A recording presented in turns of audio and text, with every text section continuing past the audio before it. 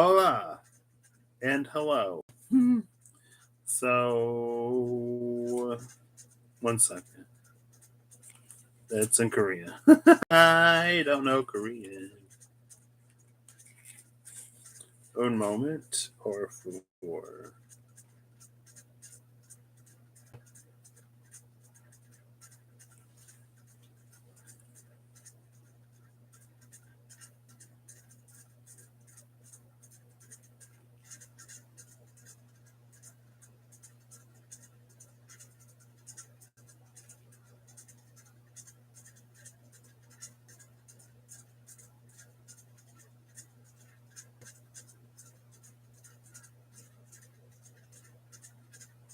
Wow.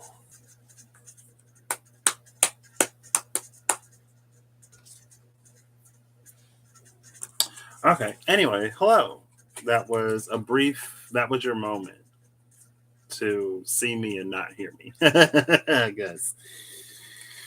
Oh, so I've really been wanting to use the sun and the moon at the cut. I've really been wanting to use the Prime Muse Tarot. Double majors. Hey Sandra, how you doing? Hola, bonjour. Buongiorno. What else do I know in French?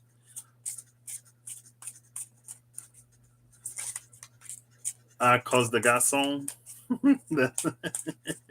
Que, what is it? Que veux-tu, maybe?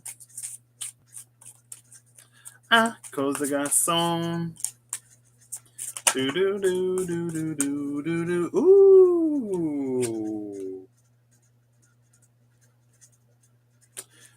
So this is the Prime Muse Tarot double majors. So there's two majors and two of each court card, and that's the whole deck. I wanted to combine this with the minors from a deck of a similar size, but I'd have to, I'm pretty sure I have cards that are this size. I'd have to see. The world came out with this magician at the bottom of the deck.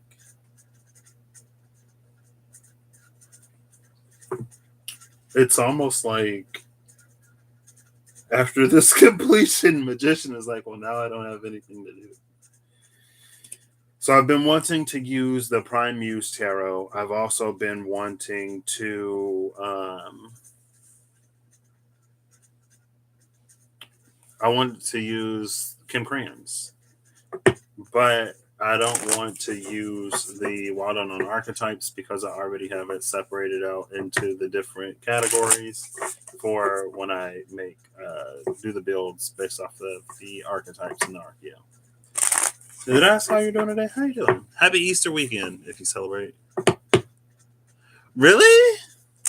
They're just like parts of songs that I know that are like PG. Because I'm doing well. I'm in this season, I guess, of pleasant surprises, but more so like I'm surprising myself. It's almost like the Taurus in me, because there are some things that I've heard for literally years, but all of a sudden it's starting to like sink in. And I'm like, wow, like it's so easy now. But of course, like I think I'm realizing that last year, the scorpion and the elephant. I'm realizing that last year, like I knew it would be important, but because it was my Saturn return. But it really prepped me in a lot of ways to truly like be the person that I want to be and to be brave enough to live and pursue the life that I want to live. And so, of course, like I've said it before, but it continues to amaze me. And then I sent a message to my friend and I was like, thanks for whatever. And I was like, I'm stubborn. You know how stubborn I can be, but like, thank you. So, anyway,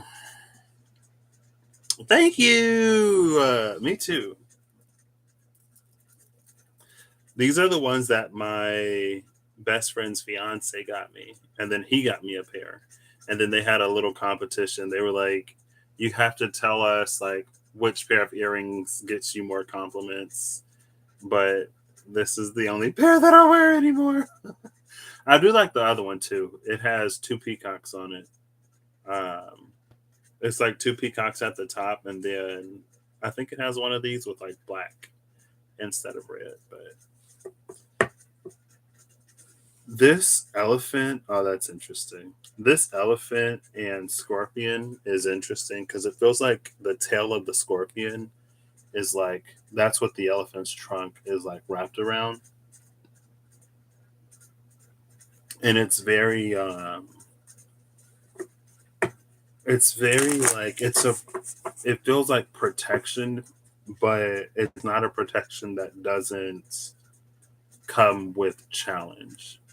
So like if it's a protection where like if there's a challenge that's encountered, then it's a challenge that's meant to be encountered because anything irrelevant or anything extraneous is prevented.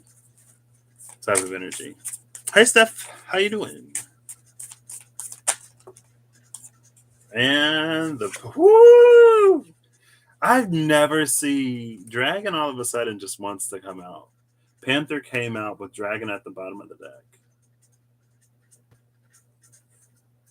So the world with Panther, the magician with Dragon. I didn't think about it until after because I think the last thing I uploaded was the lion spread, and it was um I guess Mushu was the dragon. There was some like dragon energy, and then dragon like peeked out, and I have the dragon oracle cards. I didn't even pull one. I could have, but and then the raccoon is in reverse again under dragon. I'm gonna turn it up right because every other card is upright.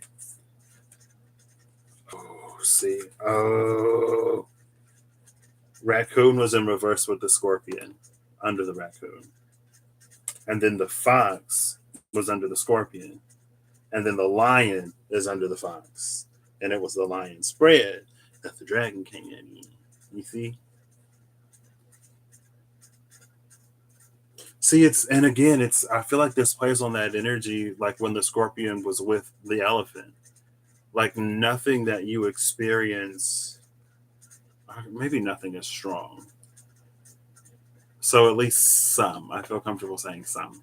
Some of the challenges that we experience are some of the challenges that were experienced in that place of protection were meant to be experienced. They were meant to be faced. They were meant to be overcome or overcame. That's why raccoon is in reverse, but fox is upright. Raccoon in reverse, it is feeling like a little thiefy, a little seven of swordsy, but it didn't take anything. Fox is the trickster. It's like we saw what we were meant to see beyond the guise, beyond the facade, beyond the appearance of what it came in as. And again, it woke Lion up because of the deep freeze. Now we have this Panther Dragon combination. And I guess that would explain the strength of Panther. 1 second. Uno moment.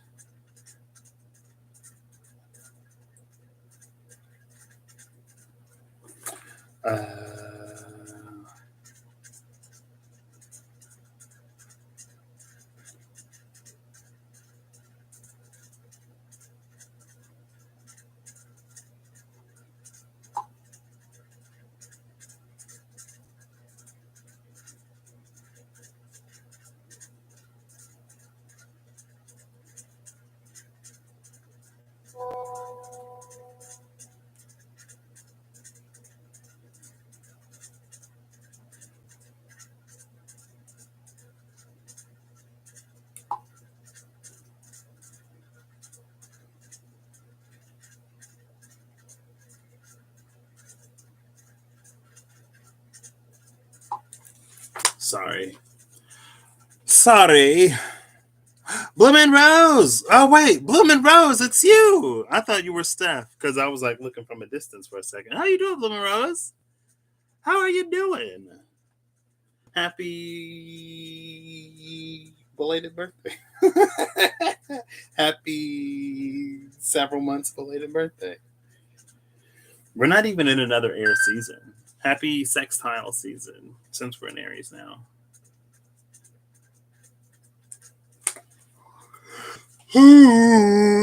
Excuse me, glad to hear it. Excuse me. This is interesting. And then I was going to do a ticket thing. No problem. It'll be 2 months soonish. Justice and the Mother of Pentacles. The Queen of Pentacles is at the bottom of this deck. She was under... Oh, look, the peacock. It's a white peacock. And I was talking about how my other earrings are. It's 2 peacocks. It's almost like Devil in reverse. Or is the whole deck in reverse? It's all in reverse. It's almost like she's going to be giving her child away, but it's like she wants to find a safe home. But instead of, it's like an energy, no reversals, please.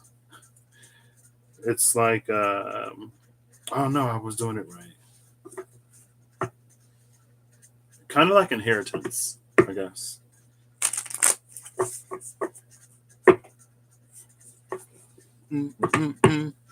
It was the rose? Yeah, probably. Sorry. Un momento. In 2 weeks. Oh, it's almost May. It's almost May. Oh my gosh. Wheel of Fortune with the Emperor. Interesting. That's crazy. It's already almost May. It was just January and they were talking about meeting up.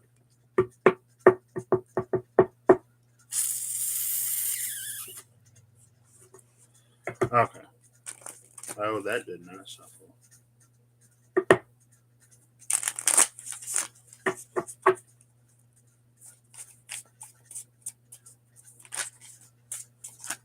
Oh, that's a lot. So, one card flipped over, and it's the Son of Cups. And then 1, 2, 3, 4 cards flipped over. And it's the Nine of Wands, Judgment, the High Priestess, and the Two of Swords. Bottom of the deck is the Two of Cups.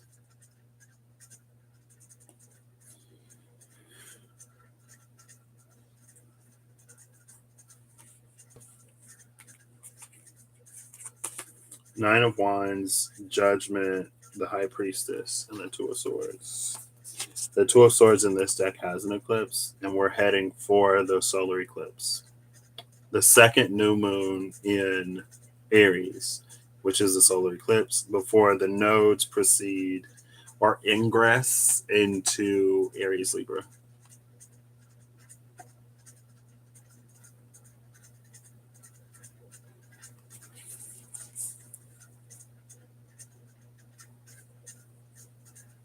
Oh, let me pull it. The Two of Cups at the bottom of the deck, because I've been pulling those apparently.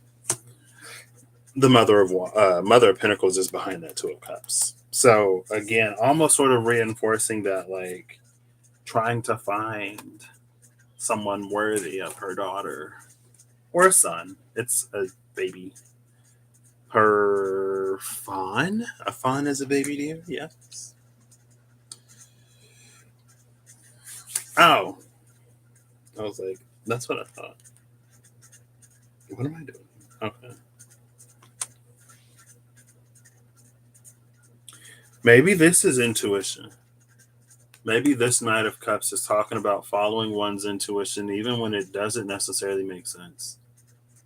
There is a little bit of darkness in this Knight of Cups, but it's not dark as in like shadowy or evil or whatever.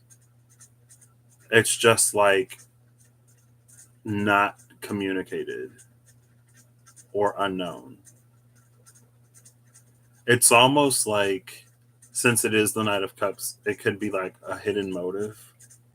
It doesn't have to be um, bad.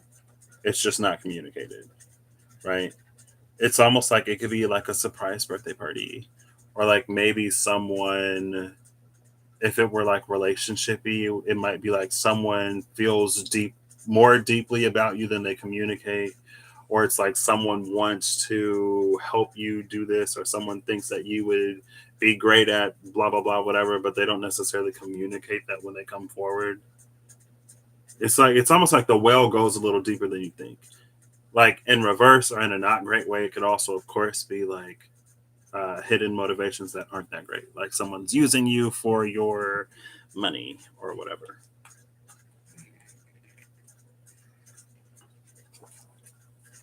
But there's color coming out of it, right? And it feels like it's more of that, like using your intuition to navigate unfamiliar or dark spaces. And that comes in with like the Nine of Wands, speaking of the challenges, with the crescent moon, again, sort of highlighting that intuition.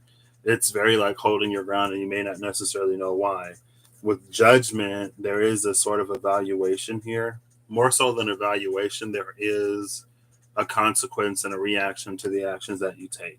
It may not necessarily be immediate, because if it were immediate, it feels like it wouldn't be this like unknown, unseen Nine of Wands energy. With the High Priestess and this Two of Swords, this is literally, so in other decks, the Two of Swords is my it's like when you see the person sitting with the two swords crossed and then the moon up top. It's where our intuitive mind will serve us a lot more than our logical mind. Because if you look at it analytically or factually or logically, it could be like an impasse. Like you don't know which choice or which decision to make. Maybe you can't differentiate. Maybe both sides have pros and cons. But your intuition will like tell you which way to go. And it's directly next to the High Priestess. So for me, the Two of Swords can be a minor High Priestess card. I guess it is my minor High Priestess. And then like the Queen of Cups would be pre High Priestess. For me, I don't know, I'm weird. I like to like have a minor, not for every single major, but like there'll be the minor, which is the pip card, and then the court card will be like pre that energy, and then the major will be the major. Um, but it this feels like the eclipse, so it's like we've been steadily, surely working up towards something, not necessarily seeing the fruits of our labors pay out, but soon it will. I think when it happens, it's going to be important to remember that it was a process to get here. I don't know if that is because it might depend on the magnitude of the thing. Like if the thing is really big, or if the thing is something that we really, really want, we might feel a little intimidated. We might feel unworthy or undeserving. But this Nine of Wands with this Knight of Cups, like as we've been following our intuition, we've been led and we've been guided here. And every now and then, especially lately, that energy has come up.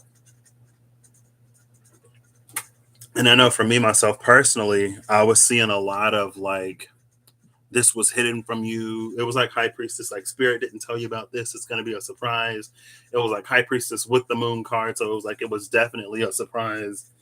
And I especially was skittish enough and scurry enough that like at the thought of some of the things that I wanted, like I would have self sabotaged so hardcore, and then I would have spiraled into a dark night or a depression because I self sabotaged, and then it would have become a whole thing. So for me personally, which is probably especially why like the High Priestess can be my live life and find out card, either because it'll scare us and we'll self sabotage, or because it's just something that we don't know.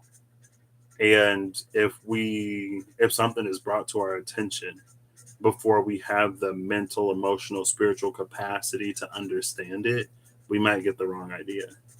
And sometimes it's better to have no idea or to be completely clueless than it is to have the wrong idea. And again, like with the moon is on this card too. Like moon is here everywhere. And it's judgment that's bringing in a more like solar sun energy. But it's not, again, like it feels like the sun is just like the sun rises and falls every day. It's almost like on a, not on a timer. It's almost like it comes without um warrant. Is that the word I want to say? But with judgment and justice are more energies that are like consequential. It's like judgment is being passed on what we've done. Justice is like can be the repercussion, the consequence to our actions and decisions and choices. So it's like because you did this, that happens, where the sun just like comes up. So yeah, it is like a like spirit of course has known that this moment was gonna come forever, if not for much longer than we did. Which is why every step in this nine of wands was intentionally like guided. And because it's a step, there's like an increase in elevation every time.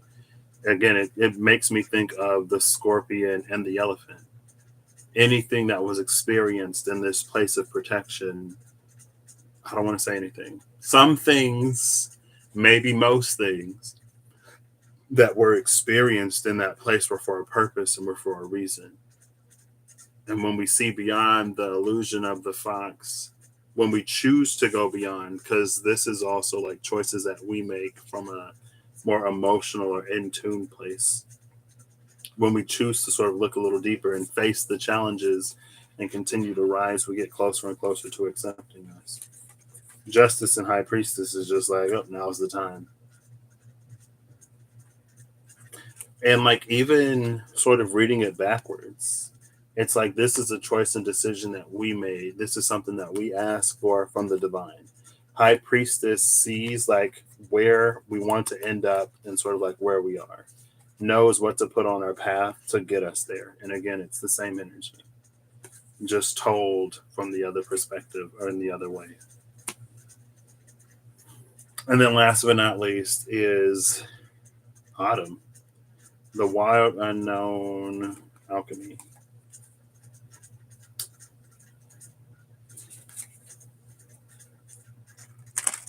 I wonder if people think they'll get bored if they have their heart's desires. I know that is it's a trope in some, especially like sci-fi. Well, it is a trope in media. It seems that when people are happy and when people don't really have any challenges, they kind of sort of get bored of life. Almost like the point of living is to struggle, and without struggle, there is no point. I mean, I don't. Well, I was gonna say I don't know if one human life is long enough to necessarily get tired of things being nice. And again, the Two of Cups is at the bottom of the deck. So everything was to put us in a position where the sun and the moon align, where what we desire and what we want and the internal state of our being aligns with what we exude, what we project, and the external state of our being. Right? That was the whole point, again, was to get them to the place where they line up. The Two of Cups in this deck in particular for me is a card of reciprocity. Um, so it's like sometimes it can be a mirror for whatever card comes out because there's only one of each card in the deck. So if it's like the sun and the Two of Cups, then it's like two sun energies. Or if it's the moon and the Two of Cups, it'd be two moons, especially if it's like a this side, that side, or like us and the environment or something like that. So with that at the bottom of the deck, next to the Son of Cups, and that's been another message lately. It's like as we're working towards something, there are also like other factors, other people working towards the same thing. We're all on a journey, and we all sort of proceed in our own time, even if that time is like never, right? Even if you don't go somewhere, it doesn't mean you're not on a journey. Have you ever been at work and not worked? I haven't. It was like just because like, or have you ever been in a gym and not worked out? Just because you're there doesn't necessarily mean anything is getting done. Or just because you're not doing anything doesn't necessarily mean that you're not there. Is how I meant to say it.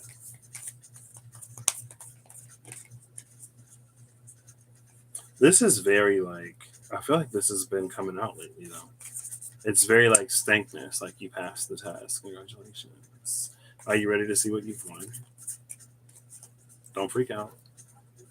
You've been preparing for this. You're gonna love it. It's gonna be amazing. It's gonna be awesome.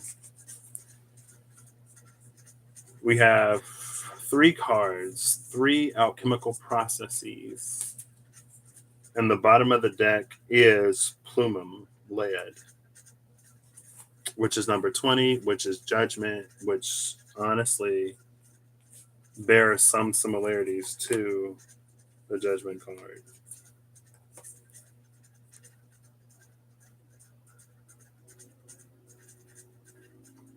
Oh, look, 2020.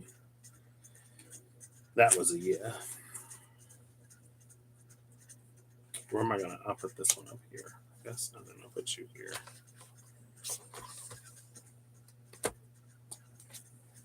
So we have three alchemical phases or alchemy cards. The first one is Voltefacium or Voltefacium, the despicable face.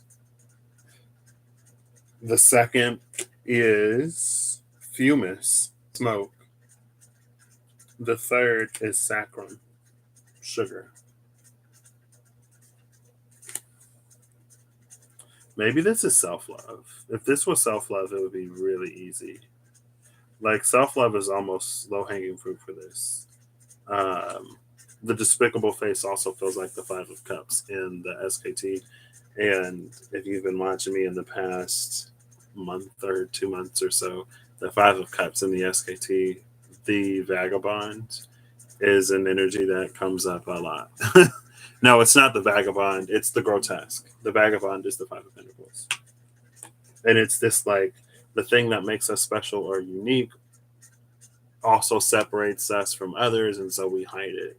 And in hiding it, we learn to fit in, but we're like missing that thing that is probably most essential to the spark of us. And self love is our journey of getting back to that place and learning to love and accept it. And then as we learn to love and accept it, the world, as the world is shifting, and that's part of the Two of Cups with the Knight of Cups, because it's like,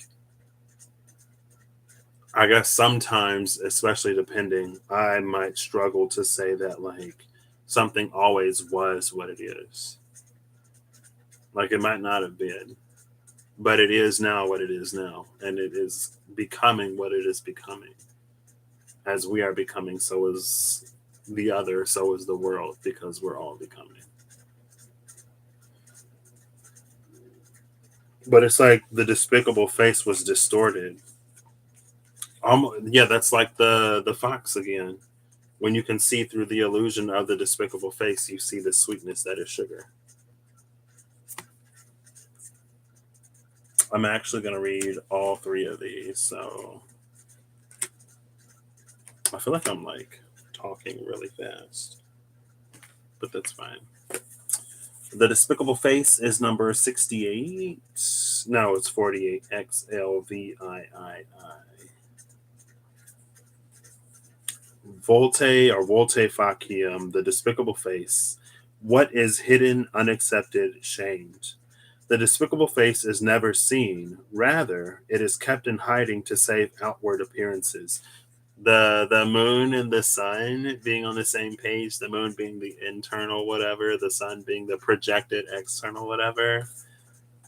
There was a disconnect there. Despicable Face is saying that there was a disconnect. They were not on the same page. The Despicable Face is never seen. That's a saying, right? It's like we have three faces: the face that we show other people, the face that we show ourselves, and then our true face, or something like that. I don't remember. Rather, it is kept in hiding to save outward appearances. This card appears when something below the surface wants to be witnessed in order to be transformed. Everyone has their own version of the despicable face and their own reasons for assuming it is an abomination. It could be a buried resentment, an insecurity, or a physical characteristic that holds us back from expressing our true self. Remarkably, once revealed, it is not despicable at all. It is human. It is interesting. What once was thought of as an error becomes an asset on our journey of alchemical transformation. This card connects us to others and to humanity as a whole. Through acceptance, we lift the veil of perfection and reclaim our energy. Honesty and acceptance are the balm that heals the most tender of wounds. Fumus is number 32.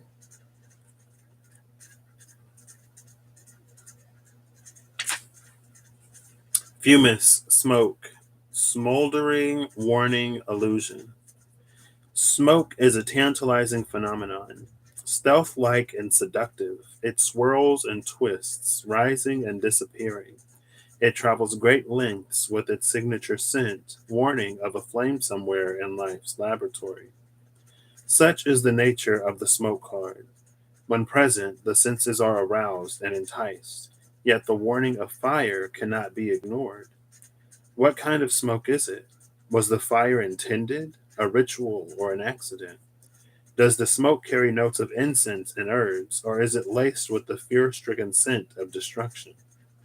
The smoke card asks us to wake up, to become alert to what is happening around us. Something burns. Those around you may fall under smoke's seduction, or they may flee in a panic.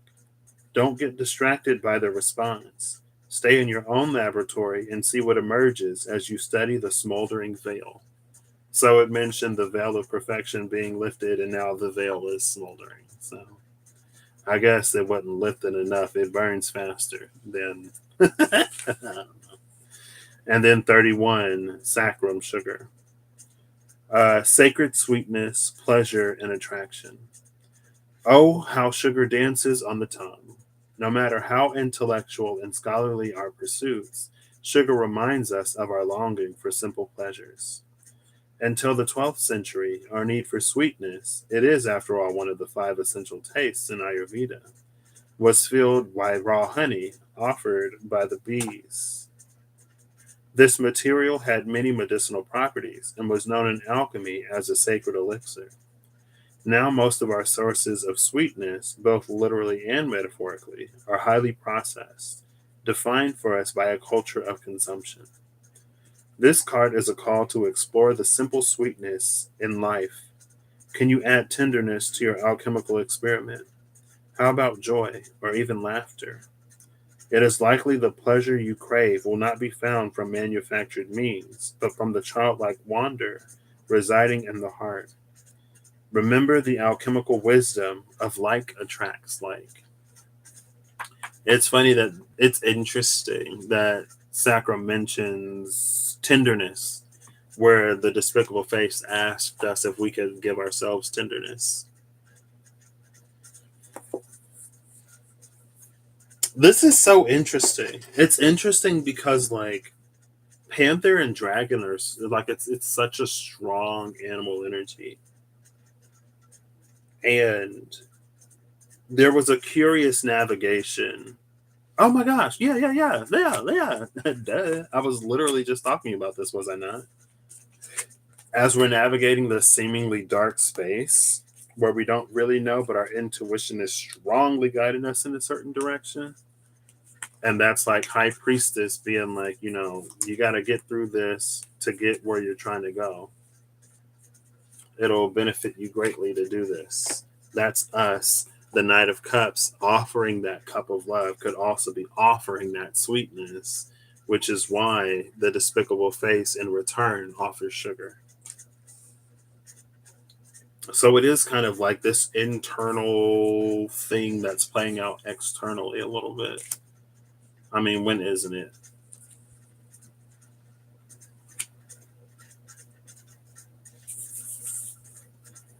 What is it? You'll catch more flies with honey, is the saying. It's not bees. You don't catch bees with honey. Bees produce it.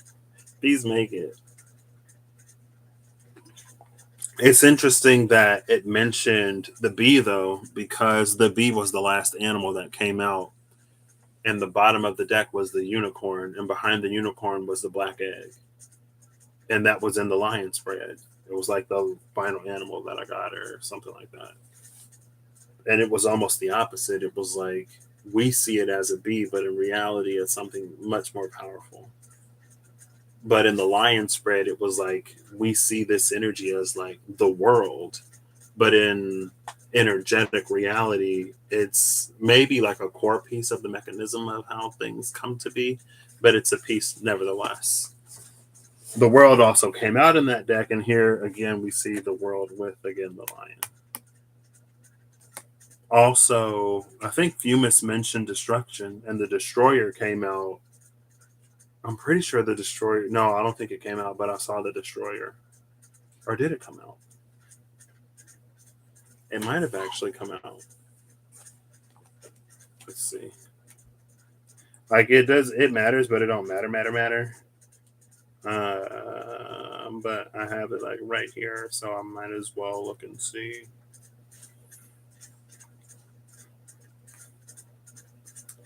Hold up. No. So I must have just seen the destroyer when I was shuffling the archetypes. And then last but not least, I need to read Lead, which is number 20. I don't need to, I want to. I don't know why I felt the need to clarify that. Plumum, lead. This is density, weight, in Saturn. Lead is the first metal. Its properties are heavy, dense, and unwaveringly steady. It is often perceived as the metal that initiated the entire alchemical drive to turn what is base into what is noble, lead into gold. It correlates to the planet Saturn and its love of rules and structure. On one hand, this card implies a fixed position or burden that may be weighing down the work. On the other hand, lead can arrive just in time to ground a situation, to bring an alchemist back to the humble beginnings. Either way, the presence of lead is sobering. We cannot ignore it. The impatient alchemist may be discouraged to see it in the laboratory, as it reminds us of how far we have to go. Approach this card with reverence for the ongoing process. So the lead being the, alchemist turning lead into gold, it being the starting point, it is very, that was like these read backwards. Like where we make the choice and decision, or there's something that we want to experience on the outside and on the inside. And High Priestess is like, okay, if you want that, you're going to have to go through this. These are kind of the same. Like this is an evaluation process. And at each step, it's like you graduate from that grade or you go to the next grade. At each step, you get like a piece of the pie until you get the whole pie or the whole enchilada. Right. And it is like if you want the sweetness, if you want the sugar, you have to learn to give tenderness to your despicable face so you can begin to see yourself through the eyes of truth. That there was nothing, anything despicable, that there was never anything despicable about you besides your attitude about yourself, apparently. You know what I mean? I almost want to pull. I had to pull them to get to the Wild Unknown Animal Spirits in Tarot. And I specifically remember not putting the deck back yet. I don't have it. Oh, I did put it back. No! It makes me think of the smoky mirror in the Mystical Shaman Oracle cards. Could have literally just read the box, but figured I'd give my brain a little exercise. You know what I mean?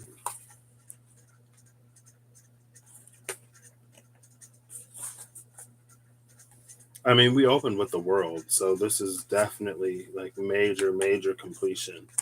With the Panther card, like what was once a source of darkness or what was once a source of pain or hurt or trauma has been transformed. And then we have the Eye of the Dragon that's like literally right there. What's the Eye of the Dragon mean? I don't have the book.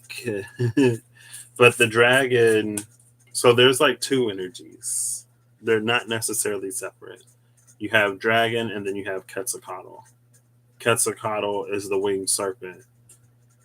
So then we go back to the Bible, we go back to the events of Eden when snakes had legs. And fun fact, apparently they have pelvises. It's vestigial because they don't have legs anymore. But after the events that happened in the Garden of Eden, the snake was cursed to slither on its belly. So it lost its legs. The snake that gains its wings is the Quetzalcoatl. So after you lose your legs, but you gain your wings, you become the winged serpent. If you never lose your legs and you gain wings, you become the dragon.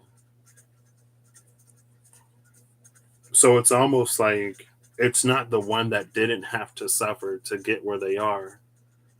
Maybe it's just like a very healthy sense of conviction or something like that. And it's not that mistakes aren't made or anything like that. I'm just the dude. I don't know what causes some snakes to lose their legs and others to keep it. Maybe it involves other people. Because it's like you can make your choices and decisions all you want to. But once you extend and you reach out and you start to bring like other people into your karma, that's when not only do you have to go through your journey for like, well, I guess they're sort of one and the same, but you go through your journey of like growth, but then you also have this other lesson or this extra lesson on like how to not project onto others in a negative way or to involve other people in a way that negatively impacts them. It's like you make a bigger mess when it spills into the neighbor's yard and now you have to clean up both of them because you're held liable. Who are you? These two, two cards almost fell. The sun. The sun and magic. Ooh, 53 and 33. It's interesting that 33 is here because 32 and 31 came out in the other ones. 32 is Fume Smoke. 31 is Sacrum Sugar. And then two more cards flipped over. Three more cards flipped over inside the deck. I see the Wild Woman. Wild Woman, the Sorcerer, and the Andean Cross.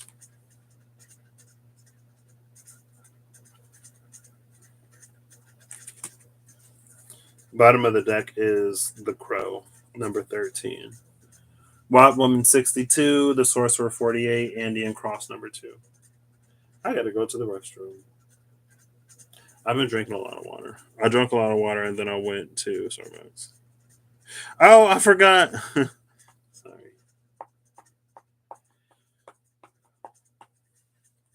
That is kind of tragic. It's almost like, well, now that we can process sugar, we don't give a F about the bees. F a bee. What a bee ever do besides sting somebody? Less people, though. You know, once people get whatever, they just toss you aside.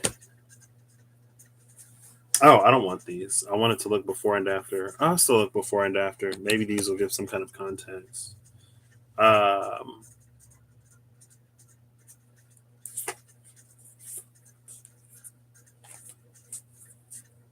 I'm looking for the smoky mirror, before and after the smoky mirror.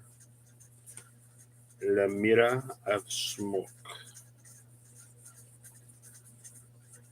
I think it's interesting that like pan is bread in both Japanese and Spanish. And like mira and miru, like to look, to see, are so similar. Don't ask me why. That literally just came to my mind. Because I said the smoky mirror and like anyway. So 21, the gatherer, and number 58, the tree of life. We had 48. So the gatherer and the tree of life is on either side of the smoky mirror.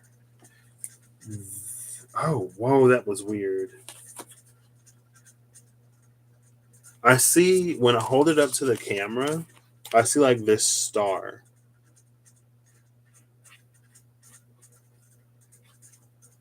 Like at the crown. Okay, now that it's focusing, it's a little. At first, I saw like a star. It made me think of. I think it's in the in between tarot between. Why not pull it? Sure, why not? We're already this far. Because that card came out.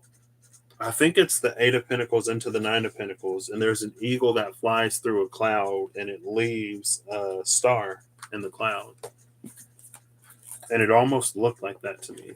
And then I looked at the card and I couldn't see it. Why not use like a million decks? I might still have reversals in this deck because I think this is one of the ones that I put reversals in. These are definitely smaller, which is unfortunate because I thought they'd be about the same size. I have enough decks. I should have something that matches that in size. Okay. Ooh, ooh, ooh. Oh. The Page of Wands into the Knight of Wands.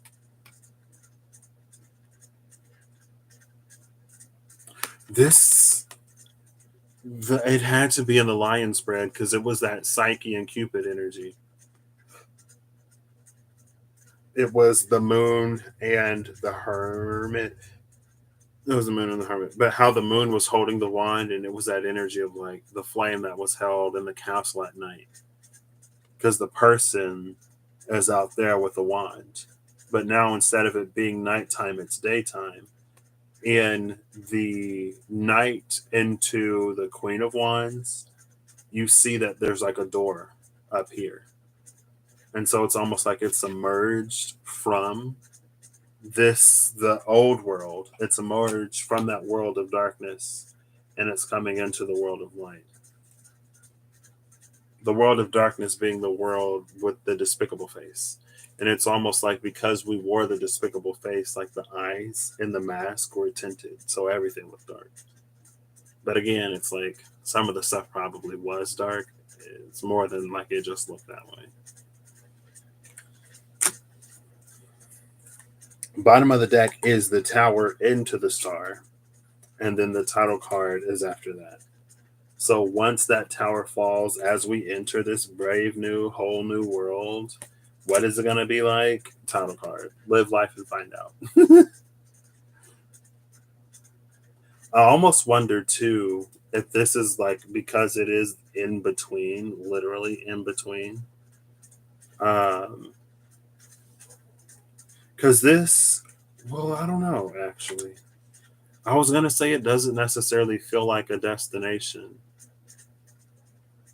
but it could. The in between may be like as we're learning a new way of being, a new way of living, as we decide, like almost like genuinely decide, not out of fear or not out of um, trying to like maintain a certain status to look or appear to be a certain way, but from the truth of who we are as we decide what we do, where we go, and how we live our lives. And as other people do the same, it's like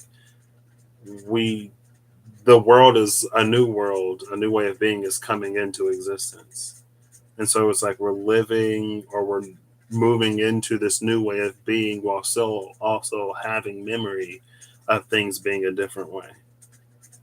And it's almost like that's the transition.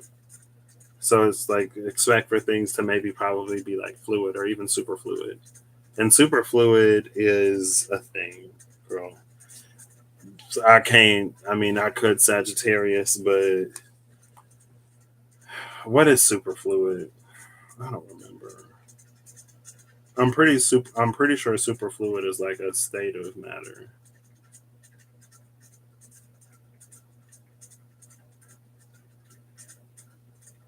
A superfluid is a state of matter in which matter behaves like a fluid with zero viscosity. This substance, which looks like a normal liquid, flows without friction past any surface, which allows it to continue to circulate over obstructions and through pores and containers which hold it, subject only to its own inertia. Love that. Love that superfluid energy. Without friction, like no tension, no whatever. It's just like it goes without obstruction, just flows right around it. It's only subjected to its own inertia, which is why the internal part of that is so important, which is why it's important for not only the external environment and the world outside of ourselves to change, which is why we also in that process go through change.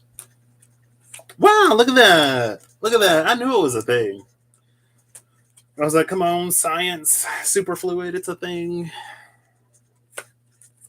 Also superfluid because it's very like fluid, but I guess that's what a superfluid is, right? It can move past any surface with no friction. Who am I looking for? Oh yeah. It was the here's nope, that's not her. If I see it, I'll show you. I think it was that Eight of Pentacles, the one with the star in the cloud. I think it actually came out last time.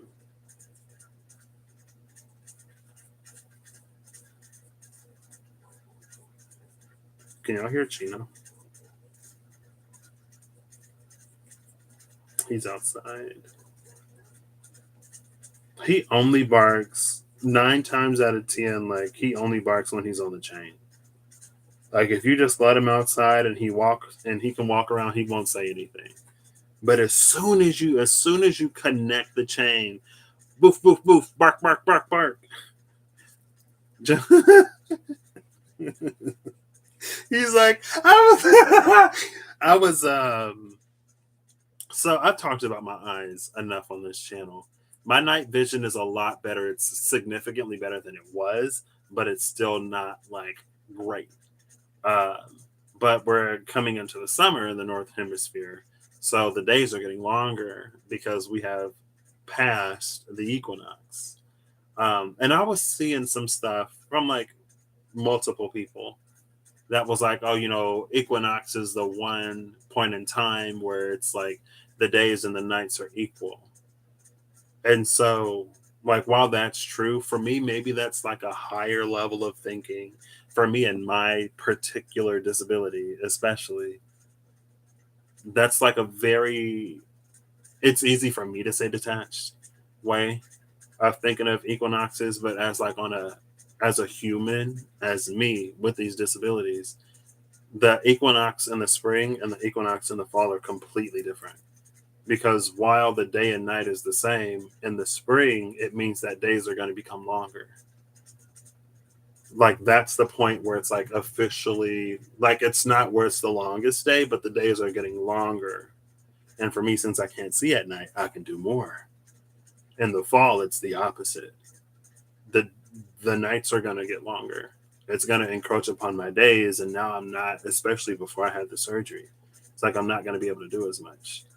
So like while it is like that, it's the same contextually. It's almost like is that like it's mathematical. Everything is Sagittarius lately, which is fine. It's not even Sagittarius. It's just like math and science, which my brain goes Sagittarius because when I read Sagittarius, for some reason, it comes in. Um, oh, it says my chat is disconnected. Um, but it's like, I think it's like when you take the limit as something approaches continuity.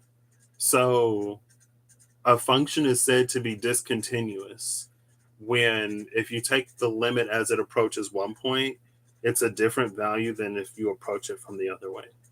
So, like, if this is the function, a function is just like, it can be a line, it can be a curve, like x plus 1 is a function. And so if x is 0, it's 1. If x is 1, it's 2. If x is 2, it's 3. And if you plot it on a number line, it'll go like that.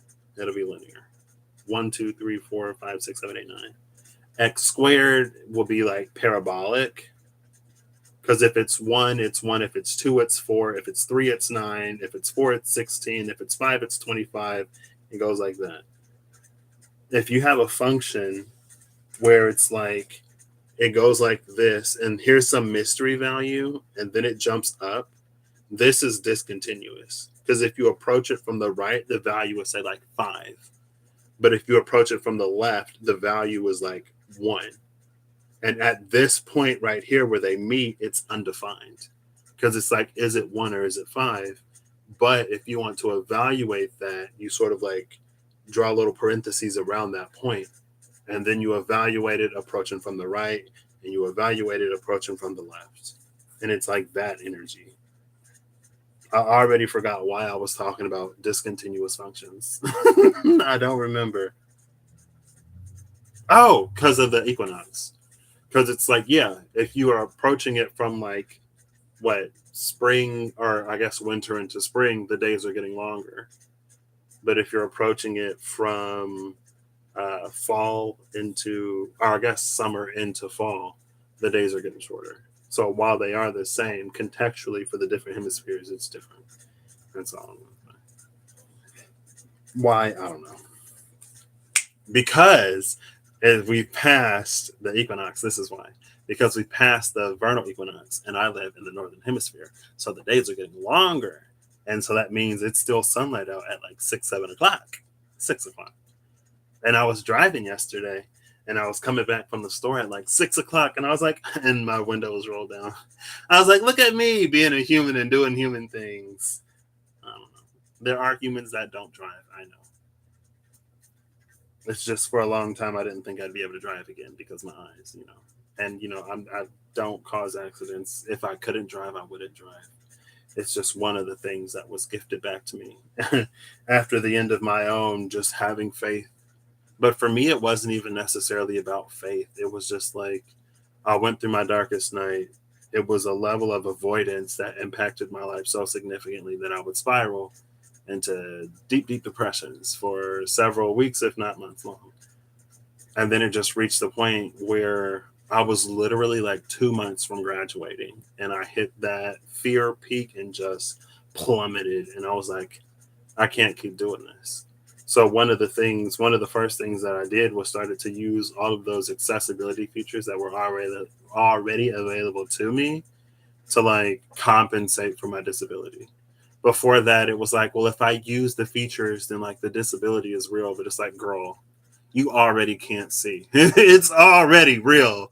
Like, if you make it a little easier on yourself, almost like the Five of Pentacles, but I'm stubborn. I can't even blame Taurus Moon and Rising. I'm just stubborn. I do have a Taurus Moon and Rising though. But it's like, I'm already affected. I'm already impacted severely.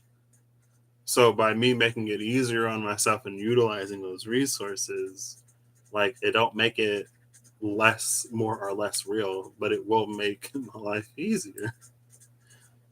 And that's one of the things that started it for me. And it was actually along the path of using resources that were available to me that I ended up like getting evaluated at the point where my cataracts were like severe. And then the person was like, oh my gosh, like, you're cataract out of your freaking eyeballs. Like, there, it's no wonder why you can't see like anything. It's I'm like, he was like, I'm surprised you've been doing everything that you've been doing as long as you have. And then after the cataract surgery, I'm like, oh my gosh, I can see. and I got a lot back. But again, for me, it wasn't necessarily like faith in the beginning that my eyesight would be restored. It was just me following that I'm going to do what I can to utilize the resources that I already have available to start walking that path towards having some kind of semblance of control in my life rather than being triggered and then running away because I don't have any or I feel like I don't have any. Anyway. So it is the 8 of coins into the 9 of coins. This in the air was making me think of the Smoky Mountain, the Smoky Mirror.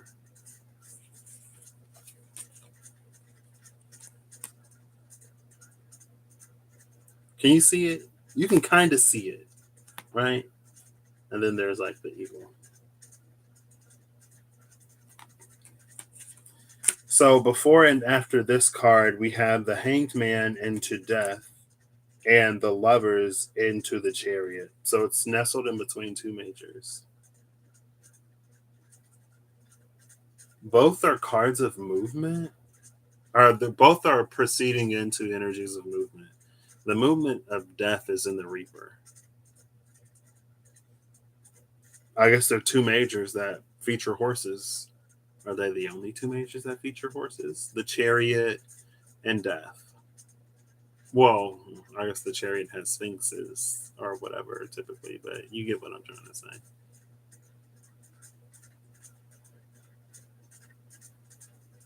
So it's like in this moment of stillness. Oh, look, there's fire in both of these. Again, I feel like it's playing on that scorpion and elephant imagery because, like how the scorpion was so attached to the fire at the end of its stinger, that's Hanged Man like dangling over the flames. But in the Lovers, they're like standing back from that cauldron.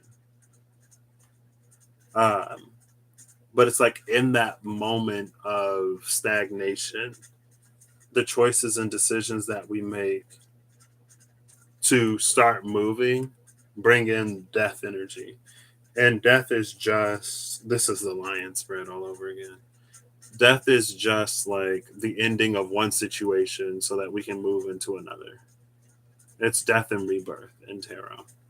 And the lion spread, death was the mountain. And it was like, as we, Eight of Pentacles, the Eight of Pentacles was also in the, yeah, because the Eight of Pentacles was the mirror. And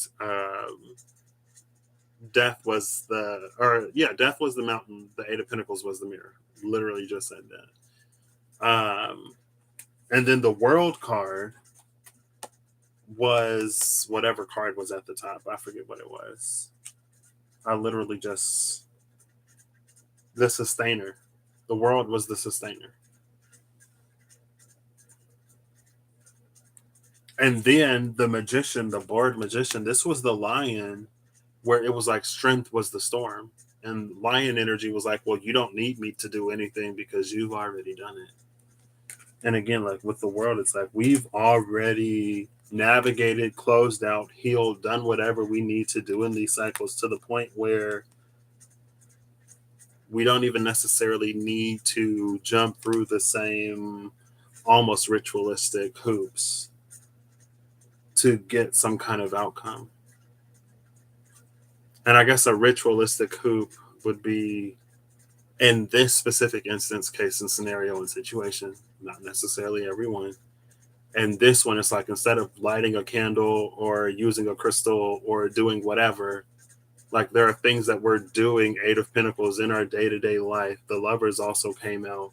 Like there are choices and decisions that we're making. We're navigating our life in a way that makes that eventually it makes it the next step.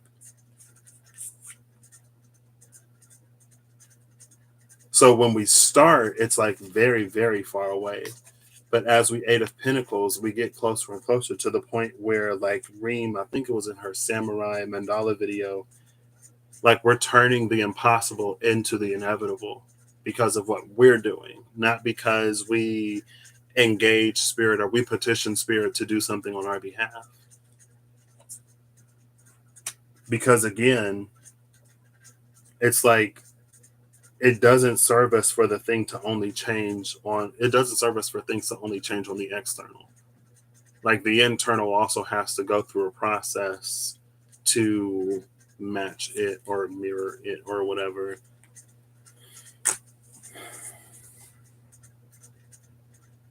So yeah, four different decks, five, six different decks to say what already came out, but that's fine.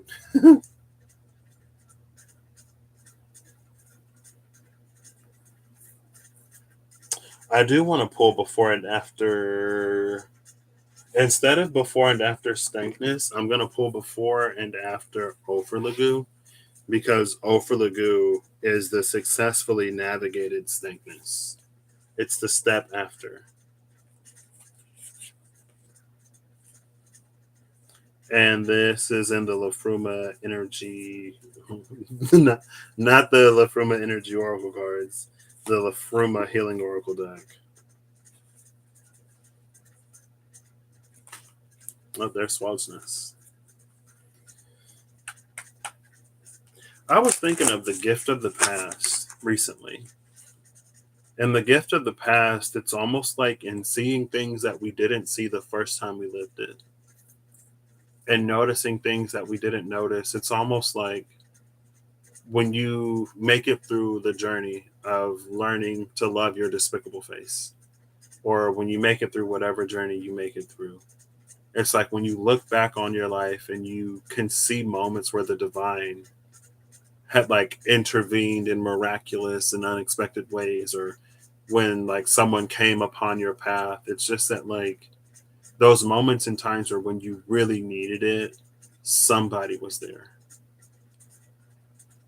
or the divine was there in some way. And it's the gift of hindsight, it's the gift of recollection, it's the gift of the past to see the things that you didn't notice the first time you lived it,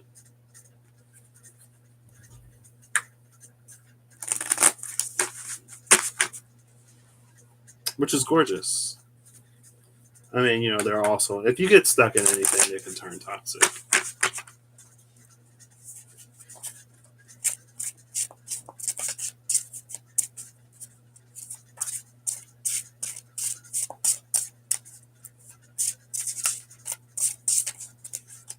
Okay. Oh.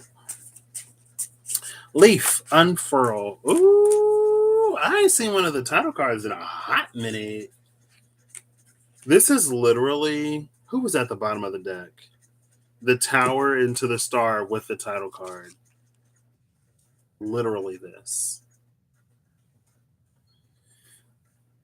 There are two title cards in the Lafruma. One of them is the thank you. The other one is like it credits the. It's like I guess one of them is like the community thank you. I guess they're both community thank yous. One of them has the information for different collaborators of the deck. This is the collective thank you. And it's like it's this unfolding of a better world because we're all making like real life choices and decisions to make it a better place. It's like how incredibly humid it is. Did I say humid or human? How incredibly human it is to want something so completely vastly different than your experience, but to not want to do anything to actually make it that way. How incredibly human it is to decide to treat problems and issues as if they're non existent rather than actually making changes to like live in that reality. How incredibly human it is to veil our own selves and to willingly dive headfirst into ignorance just to not have to face realities or not have to have certain conversations. When if you have problems and issues with your car and your pipes or anything, pretending like your pipes are fixed isn't going to stop water from flooding your basement, isn't going to get water to fall out of the faucet. Pretending that your tires are on your vehicle isn't going to make it go. But this is when we all come together and we all make those choices and decisions in our own lives to be better and do better. How the world changes on a scale that we can't even imagine. Because, at least in recorded history, it hasn't necessarily been that way. It's been very like me versus you, us against them. And as long as I'm good, like that's all I care about. All I care about is me and my family and my tribe and my people. I don't care who else is inconvenienced or whatever. And it's very, I don't have to get into specifics. I'm not going to get into specifics because that's not the point. It's like it's this compassion that is very much so conditional. And the condition is like, well, how does it benefit me? How does it affect me? If it doesn't benefit me, I don't care.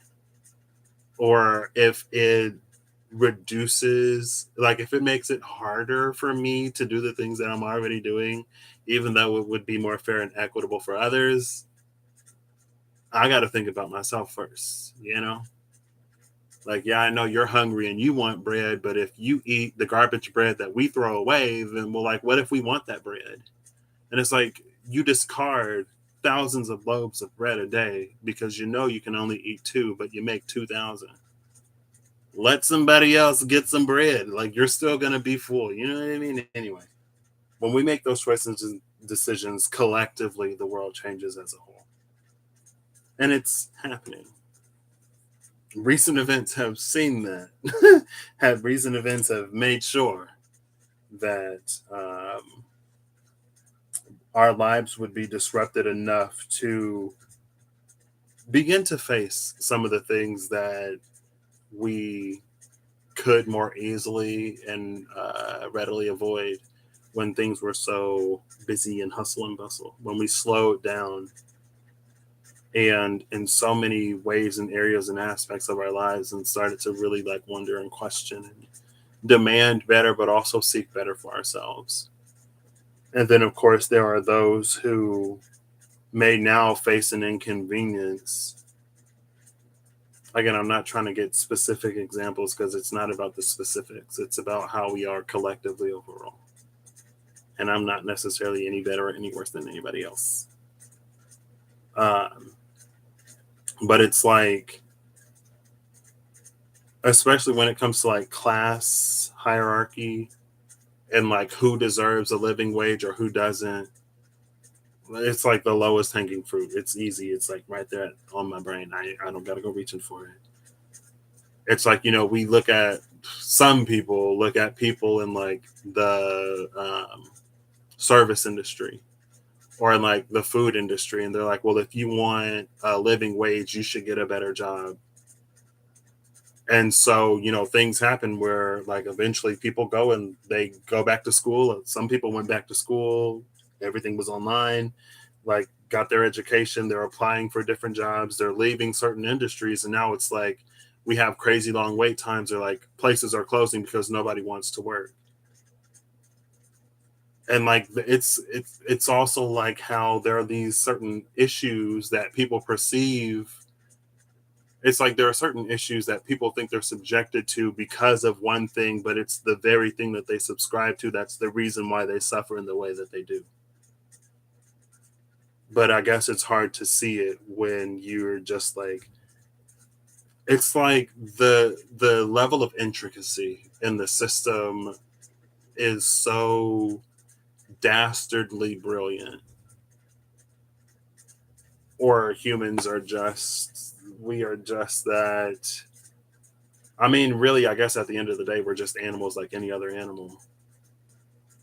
It's like, what am I going to eat? Where am I going to go? You know, it's survival of the fittest. And just because we're communal, don't necessarily mean that we get along any better, honestly, sometimes. Because it'd be people who do their own family, their own flesh and blood. If they can move ahead in life, they will.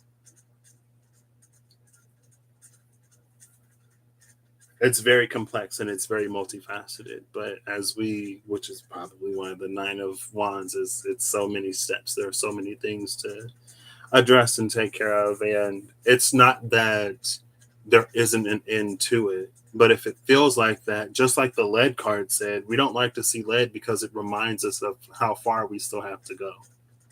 It doesn't mean that gold is impossible or that it's unattainable or unachievable.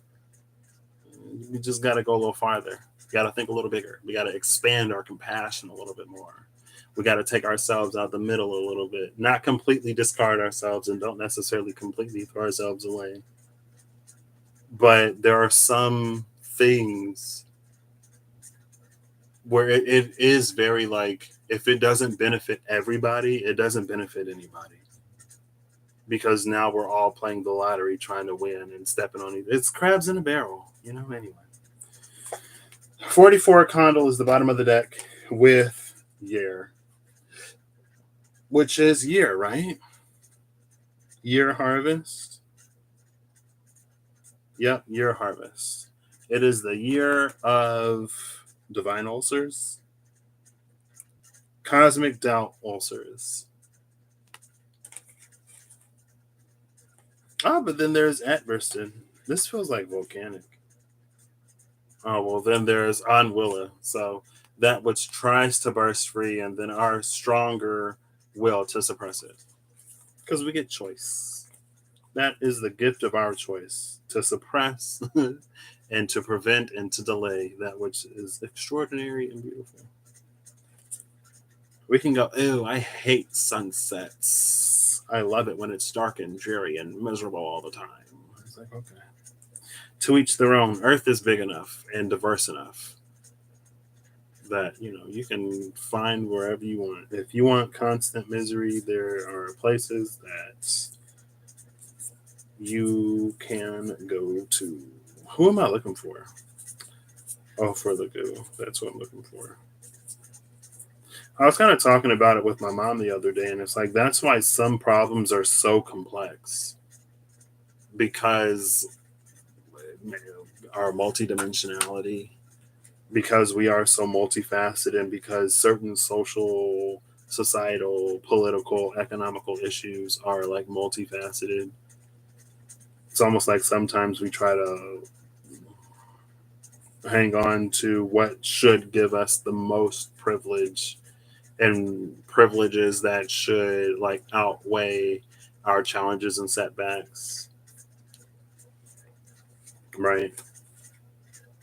And it's like, but I'm this, but I'm that. I should be able to whatever, because, like I said, it's dastardly brilliant and complex, and it does not really serve us at all. But I mean, we have brains and hearts that function and work. So me personally, it's like, I can't even be mad at the system if people are people. You know what I mean? It's like if somebody told you to jump off a bridge with no parachute and no tether, would you? If you would choose to jump off the bridge, I can't be mad at the person who told you to do it. Because ultimately, at the end of the day, it was your choice.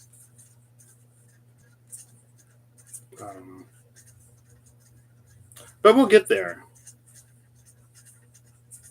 We will get there. Aww. So, well, here's the other title card if you're curious. It was a few cards away. It is outside of the window. Oh, for the goo, the card of successfully having navigated the stankness that was the test and being in that Two of Cups embrace, because we have successfully proven ourselves to the lion. It was in between Hang True, which is very hanged man energy, which we have, and the Fruma, believe it or not. And there's Ofurlagu.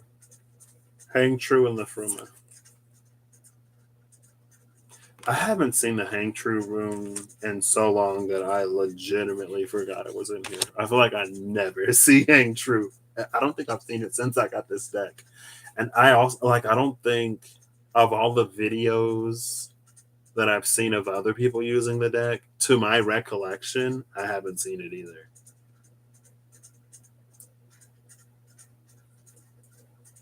Hang true is an interesting energy for me, though, because in Patrick Land, apparently. So, undisputed, Odin hanged from the world tree to learn the runes. And then after that, he got knowledge of how to weave them together to magic or whatever. Now, in Patrick Land, the disputed part is it's like Odin didn't hang long enough to read all the runes.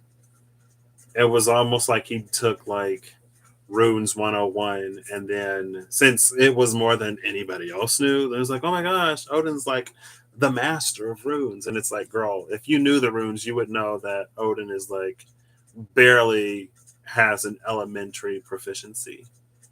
And that's because when he went in for like a purpose and for a reason. Once he got what he thought he needed, he was like, okay, I'm good, cut me down. Hang true was like to not only be in a hanged man energy, but since it's hang true, it's like to see the truth of what is there. So that would be us cutting through the fog and cutting through the veil of what we wish to see. To not let our desires get us to hear what we want to hear, to then do what we think we need to do to get that thing that we want. There's a truth in it. And it's almost like if Odin would have seen the truth of everything, he would have seen a path to resolution that didn't involve accumulating more mistakes. He would have seen a path that wasn't like keep doing what you're doing, but take it to an extreme, take it to the next level, because that's going to get you whatever. He would have found a path of peace. He would have found a path of resolution. Maybe that would have required something from Odin that his ego wouldn't have allowed him to do. Or maybe there was a fear of like the other side not being able to forgive what had already happened and transpired. Like, and that's why, like in Patrick Land, that's the story associated around Odin and the World Tree and Ragnarok and Ymir and all of that. But it's like anything to justify why you're doing what you're doing. But Lafruma is here. Lafruma for me, I don't have as much. I feel like of the runes, it's not like the least rich, but Lafruma for me, it is kind of that like because health, which was cunning or cunning, it was cunning. It's my solar eclipse rune.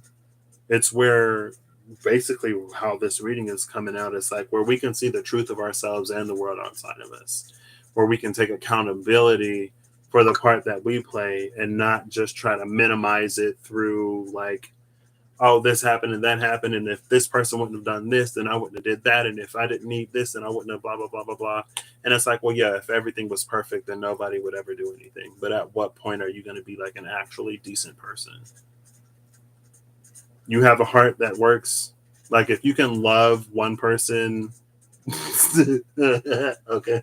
I was gonna say if you can love one person, you can love anybody, but it's just like being able to see outside of the self.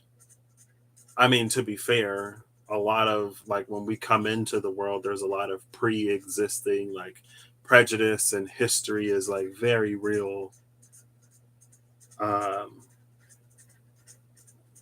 because like things did happen, and maybe like it's part of the challenge of incarnating on Earth. Like even if everything was perfect, even if we were starting with a blank slate, we're human. We're probably going to make mistakes, and if when we make those mistakes, instead of apologizing or taking accountability, we just try to like dismiss it, ignore it, and keep moving on like we were never whatever. Like they pile up. People are affected, and when people are affected, they remember. And it's almost like that's a microcosm of karma. Instead of people remembering how you made them feel and what you did and why they may be hesitant to sort of like let you in or whatever, it's like the universe remembering. On a day-to-day life, it's people and people. On a universal level, it's energy, like the energy that we put out into the world. The pool, the steel pool that is the universal energy, how what we put into the pool affects it. Are we dropping cannonballs and causing like huge ripples that carry out because the pool is so still? It just like carries and carries and carries and carries. If it's a super fluid, it's almost like if you, because there is no friction, if it's a super fluid, those waves never diminish. They always have that same size because it's like energy is dissipated every time the further out you go, which is why eventually it like stops. But in that zero friction, zero gravity, that zero whatever situation, that energy is never dissipated. So it just continues to ripple, same magnitude out. And then as we do different things in our lives in different areas, then those ripples start to interact with each other. Some may like dissipate others, some may amplify others, and it can be positive or negative. It's just like, we see it day to day with like the people in our lives. Take away people, put in energy and how we influence or affect just the vibes, karma.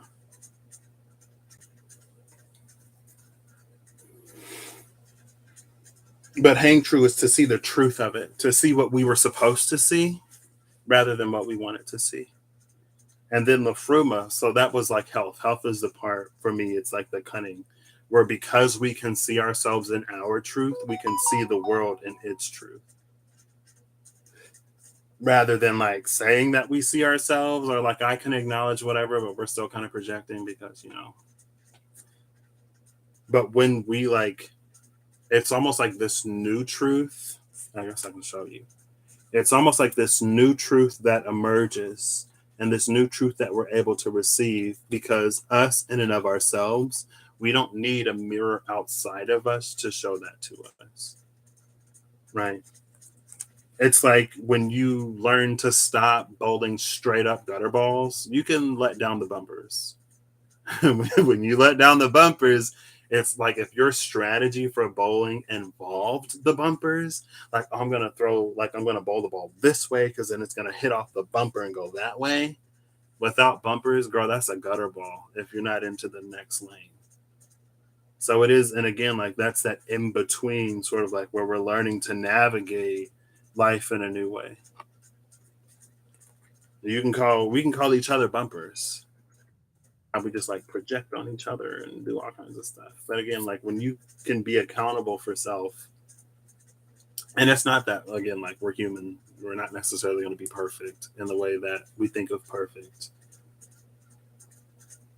But it's just like Lafruma is that when we can see more beyond the veil. And again, that's why for me it's like here with Hang True.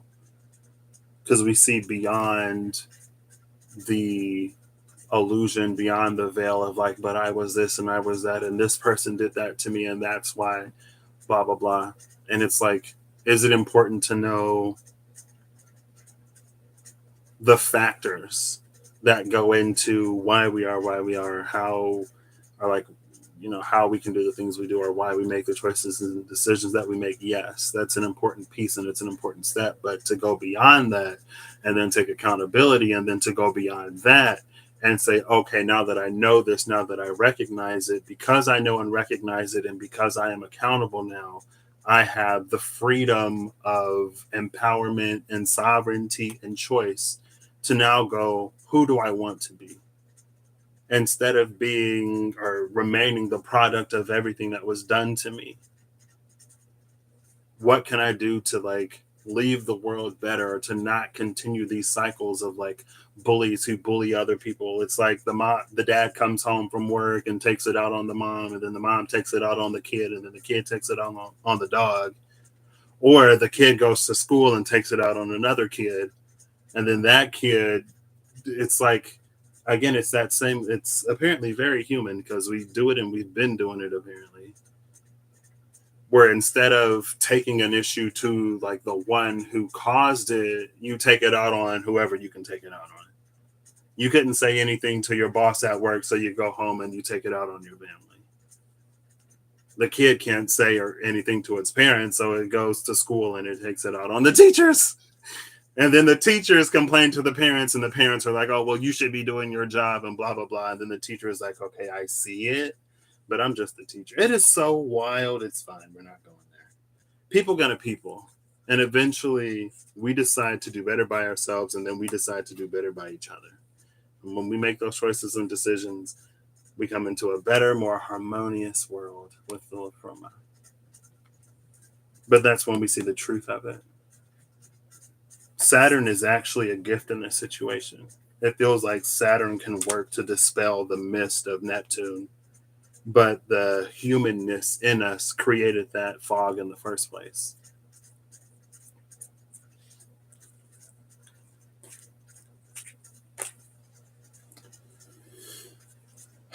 This was so, I had to just come in and Patrick this whole thing up. It is gorgeous. I mean, it's still gorgeous. Maybe now it's like with Lafruma. It's like just as we learn to love our own despicable faces, we learn to love the despicable face of others. But just because we love the despicable face of others doesn't mean that we subject ourselves to allowing ourselves to be treated however they want to treat us. Because it's like, no. If I'm doing better by me and for me, you best believe that everybody in my life is going to do the same. Or else, like, why are you here? To tear me down, to do this or do that or be weird? Like, no, I'm not interested. I'm not doing that to me anymore. It's like I'm not shoveling garbage into my own body, so you best believe I'm not going to let you put garbage in me. Hello?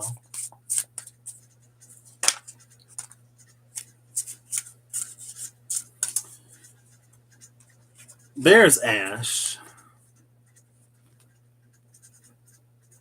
Movement and Ash. Ash is the card that actually comes after Fumus, so it has to be 33 in Alchemy. This is an interesting energy, though. It makes me think of Sandalphon, Angel of New Life. Is it Sandalphon? Cinder Soft Earth. As one song ends, another sort of begins. It's that Cinder Soft Earth. It's like it's for a world that's fallen into ash. The in between tarot, Reem, and speaking of Sagittarius, and some of I believe in some of Reem's Sagittarius readings, I don't think it was necessarily a world of ash. I think it was like more like gray. Like Sagittarius was in this in between, like after the old world, but sort of before the new one, and learning how to navigate it, or what do you do when you're in this in between place. I only say that because of the visual, but it's like a volcano has erupted. There's been a whole bunch of destruction. The skies are still gray with soot, and the soot is falling. It's raining like snow. It's raining like snow instead of snowing like snow. But it's someone who's like walking through the ash. So instead of footprints on the beach or footprints in the sand, it's footprints in ash.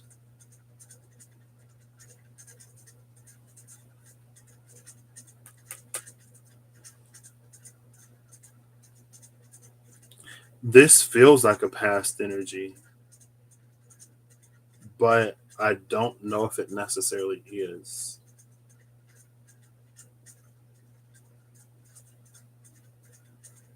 It feels like a past energy because it feels reflexive, like thinking back. Also, hold up. Unable to connect to chat. I've been disconnected from chat for like half an hour. So, ooh, I got to use the restroom. Eve, you're here. Hello. I had to pop out my chat so that it would reconnect. Now let's restore the chat. If I restore the chat, it's still disconnected. I can only read the chat if I pop it out. So if anyone's come in and I've ignored you, if you've come in and I ignored you, you probably couldn't tell because I'm typically bad with keeping up with the chat anyway. But I apologize. Hey Eve, how you doing? Eve, I was actually thinking about you. I want to commission you for something. Um, Power's still out. Oh my gosh.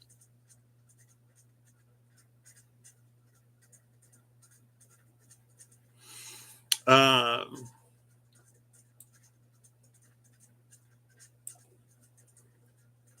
oh, Snakeness at the bottom of the deck. It feels like the past. I don't. This is very like, as I've been talking about like accountability and stuff like that. Hey David, how you doing? It's I think you'll enjoy it. I don't know, maybe not. We'll see. Um I think you'll enjoy it, as if I'm not gonna ask you to read for me. If you enjoy it, then all the better. Um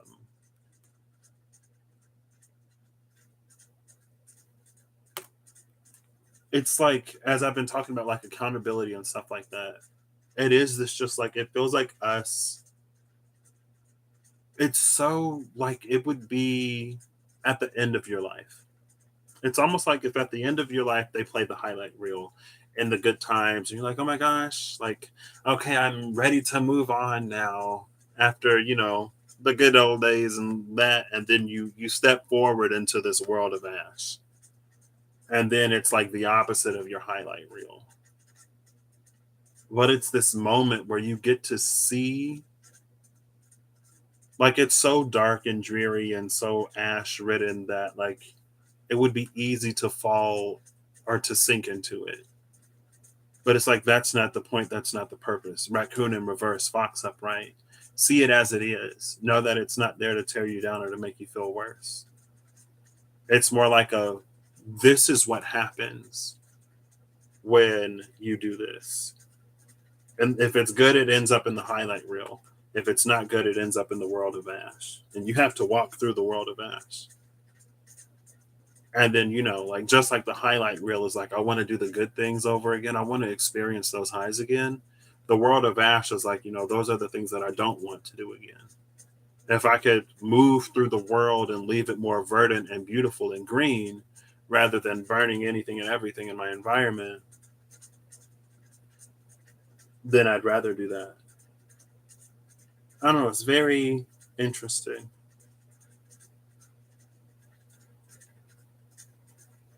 I almost want to pull from the Mausolea Oracle of Souls. It makes me think of, I think it's Don, like Donn, not Dawn, because I think Don was the one who, they were like the lost souls or something like that. It makes me think of Don, but it's not Don. Don feels like it has an agenda, but it's just like that's another gift of the past. But this gift of the past, it almost feels like it requires a certain level of, like, accountability is the easiest word to reach for. Or like, as I try to reach for the word, accountability is the one that comes to mind the first.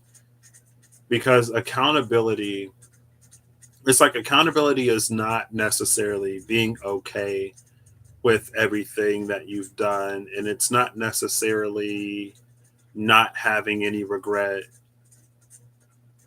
Accountability, it's like it's facing the truth no matter what, whether it's good or whether it's bad, no matter how it makes you look or no matter how it makes you feel about yourself. Accountability is facing it anyway. But like, it's not an end of life review. Again, like, that's the fox. It's like it's not being shown to you to make you feel bad. It's almost like it's being shown to you to let you know maybe some things that you can do differently moving forward, because things are changing. And as things are changing, you don't want to keep replaying and reliving the same old story.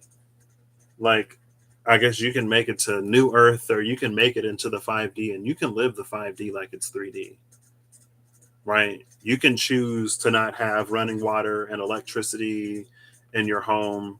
You can choose to be living out on a farm. You can choose to have the same phone that you've had for the past 30 years that barely gets a signal because the world has moved on. And not saying that anybody who lives on a farm is living in yesterday. That's not the point. The point is, just like how you can choose now to not continue to move with the world as the world moves, you can do the same energetically. And it's not, why did the 5D never happen? Why is New Earth not here? Accountability will be like, why am I continuing to live the same life that I've always been living? And then it's like, from that point, it's like, well, what do you want? What do you wish for? What do you desire? That's where High Priestess comes in. And she's very like, there's a glint in her eye. And she's very much so hoping that you'll say that you want to choose better. And then she will at the same time initiate you into this Nine of Wands. Where you're like, oh my gosh, like what's happening? But by the time you come out of it, because that's where like all of the color comes from inside the cup. It's all there. That's what, I guess that's what like black is. It's the presence or absence of all of the colors. Just like white is the presence or absence of all of the colors. Black and white are kind of the same.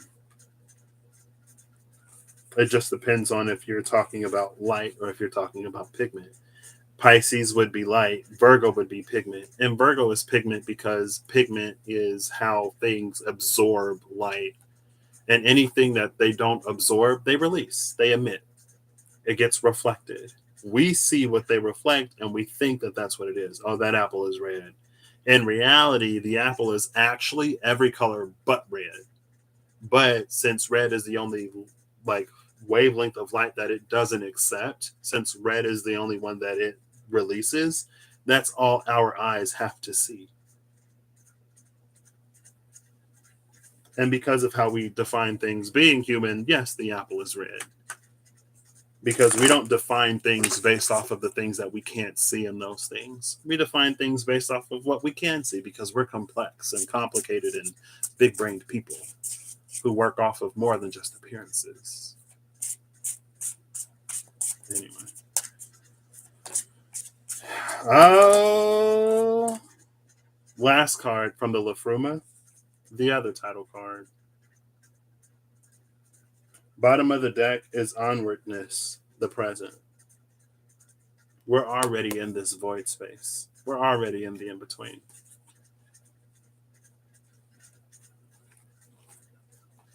Maybe that's why everything is so crazy. I got to see both of the title cards and Hang True. A card I like never see from the La Fruma. It will present itself to be anything that you need it to be and anything that you want it to be. But when you desire the truth, that's when you'll see the truth of whatever the runes have to offer to you, more than what they offered to Odin, because Odin was never really after the truth to begin with. Odin had a war to win and sins to. It's like, if you get rid of everyone who has a problem with you, then there's no one who has any problems with you. Right? And then you're not a villain, and then you're not the bad guy because everyone that you oppressed is dead. They're all gone. No more giants. Imagine that. Thor, get out there and do what you do best. And then he's roping Thor into it. But, Thor is his own thinking, feeling, rationalizing being. So now he has consequences for his own actions. And it's a whole mess. And at that point, of course, Ragnarok is inevitable. Ragnarok is going to be inevitable as long as you have people who never learn.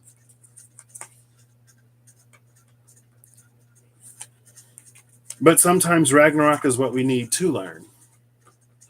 And then we do better. And then there's no judgment, whatever we need, right? As long as we get there.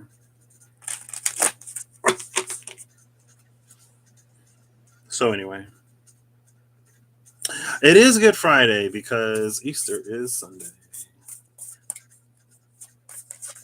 This was the day on campus where I would see a whole bunch of people with the black crosses on their foreheads and be like, "Oh, it must be Good Friday."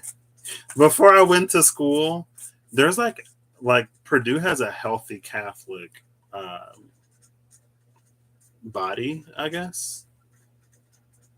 And it's not that like I don't know Catholic people at home.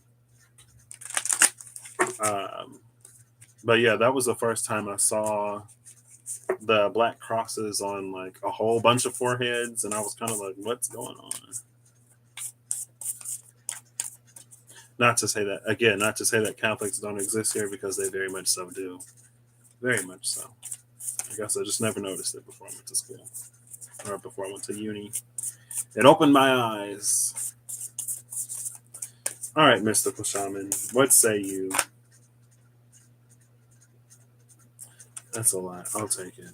I see the witness. Bottom of the deck still is the crow. The witness, the journey, earth, and the lower world. The witness, the journey, earth, and the lower world. The witness is like universal witness. It's the piece of the divine that's within you. So someone is always watching, even when no one else is. Number 64, which is a 10. Next is the journey, which is an 11. The journey has these two hearts. There's the green heart inside the chest of the person. There's a red heart on her crown where the owl sort of resides.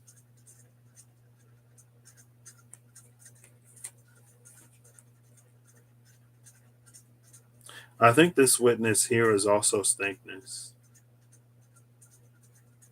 So it's like there are things inside of the self. Oh, yeah. Okay, you right. You right. Like I said, I don't know nothing about nothing. That's Ash Wednesday when the with the crosses. Because Fat Tuesday, Mardi Gras, that's the day before Lent. So, it's like this sacrifice is coming up. So let's try to get it out of our systems now. We're going to have to be saints for the next 40 days. So let's sin today. So I'm sorry. I'm sorry. Anyway, the journey. Uh, I've never really noticed this behind her before. This dark body. I don't know if it's a moon or whatever. I know a little about some things, but thank you.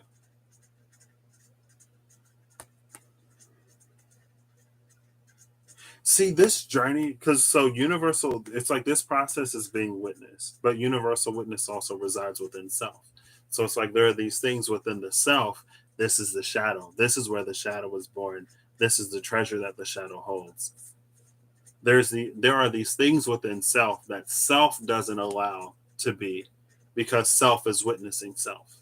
It's like if you're the type of person who is so overly critical of yourself that you don't allow yourself to do anything, if you subconsciously know that you're super talented, but you would tear yourself down when you engage those talents, it's almost like, why would you even let you do that type of energy? But it feels a lot more subconscious. There are things within self that it's almost like because whatever we do, that like those deeper parts of self, they don't allow to come to the surface. And it feels like some of that sort of ends up in the shadow or it gets entangled into the shadow in some way. The shadow isn't necessarily the darkness, but it is dark. It's a darkness that gets lumped in with the shadow because until we face it, it's probably hard to differentiate the two. Right? I mean, because if there is no light, how can anything cast a shadow? After that is Earth. Earth is not Pachamama for me. Pachamama is an Earth that's alive. Pachamama is Gaia in her truth. Earth is just the rock that we live on.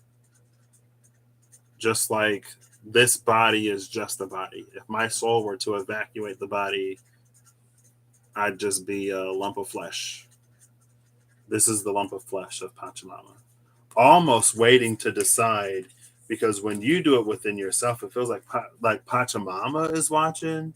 She's like, so are you one of those humans that like are all about exploitation, or can I actually show you this magic?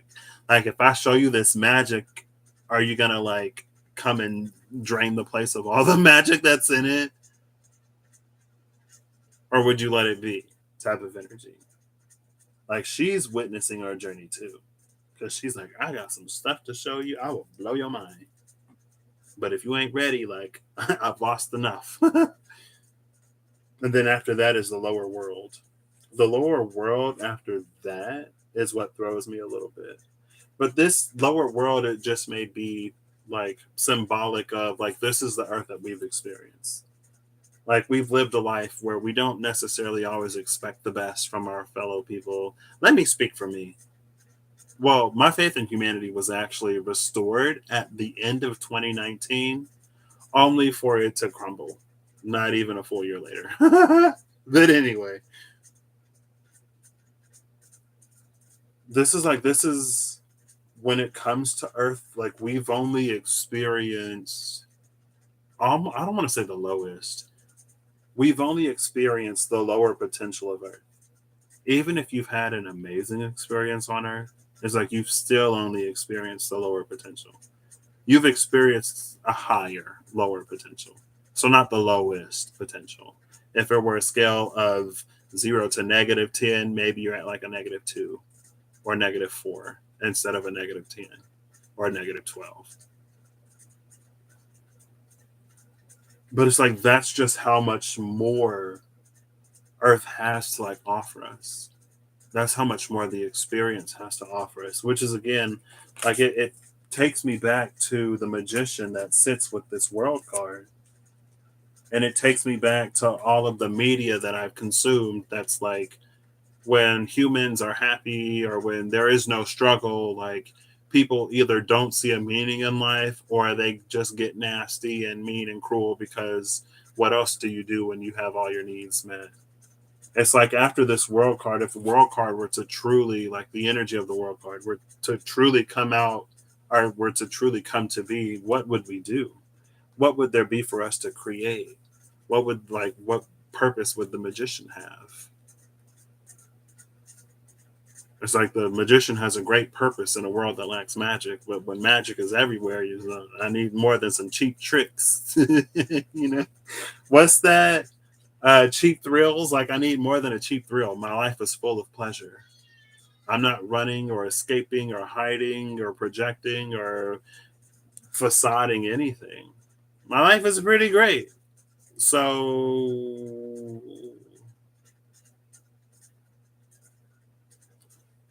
and again, I feel like we actually have, it makes me think of the Matrix in a way, and how for the Matrix is this, it's a piece of media that is apparently so key and so central to whatever in such a way, but the message of the Matrix itself wasn't really that great. It's honestly like if we lived in the Matrix, the machines were the ones that made the Matrix. Because it's like even if you escape the Matrix, life is terrible. At least if you're inside the Matrix, your food tastes real. And you like escape the Matrix for what? To make it to Zion just to be decimated by the machines at the end of the movie anyway? Make it out of the Matrix to be stuck on these ships where like your life is worse than it was inside the Matrix?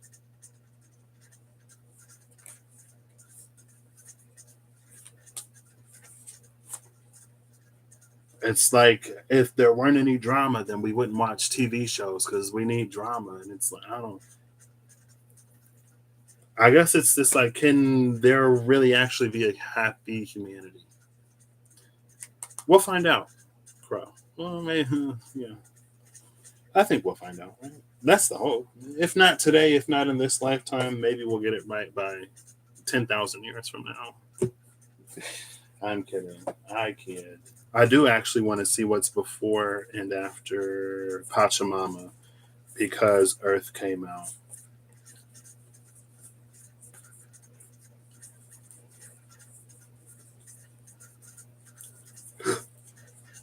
Pachamama.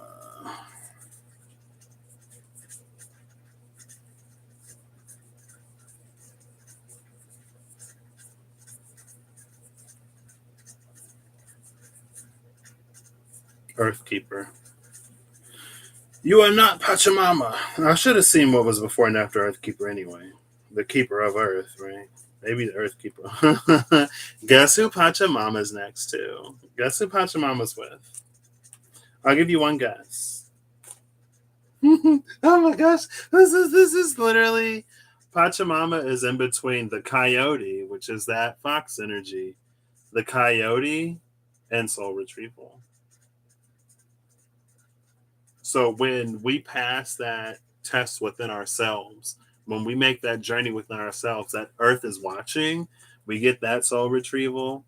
Now she's like, okay, you've lived like lower world Earth.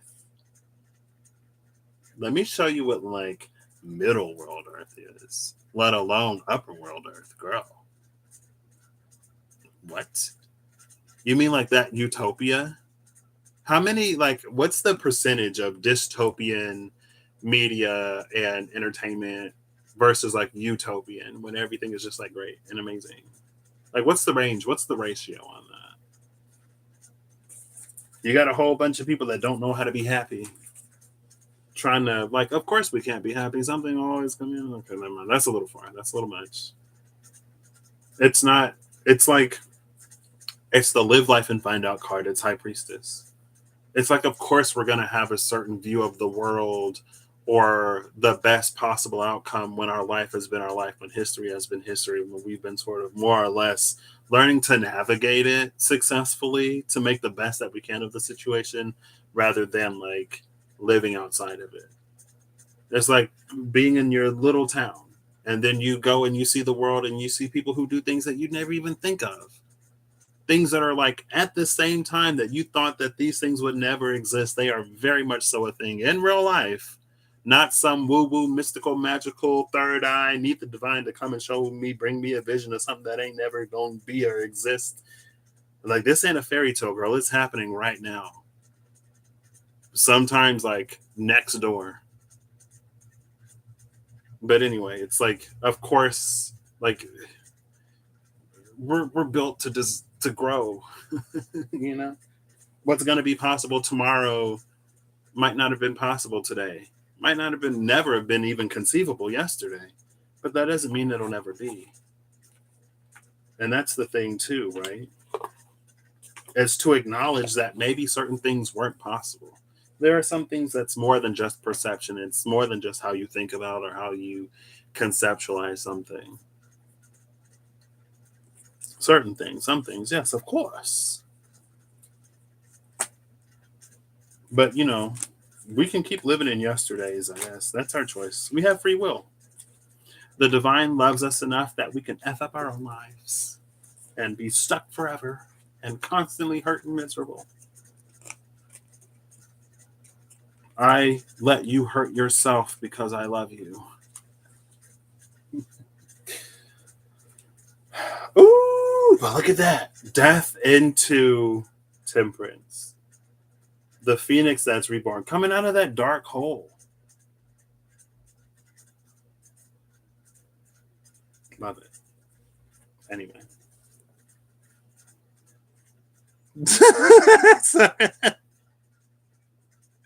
Right? You're still on the food tastes like cardboard side.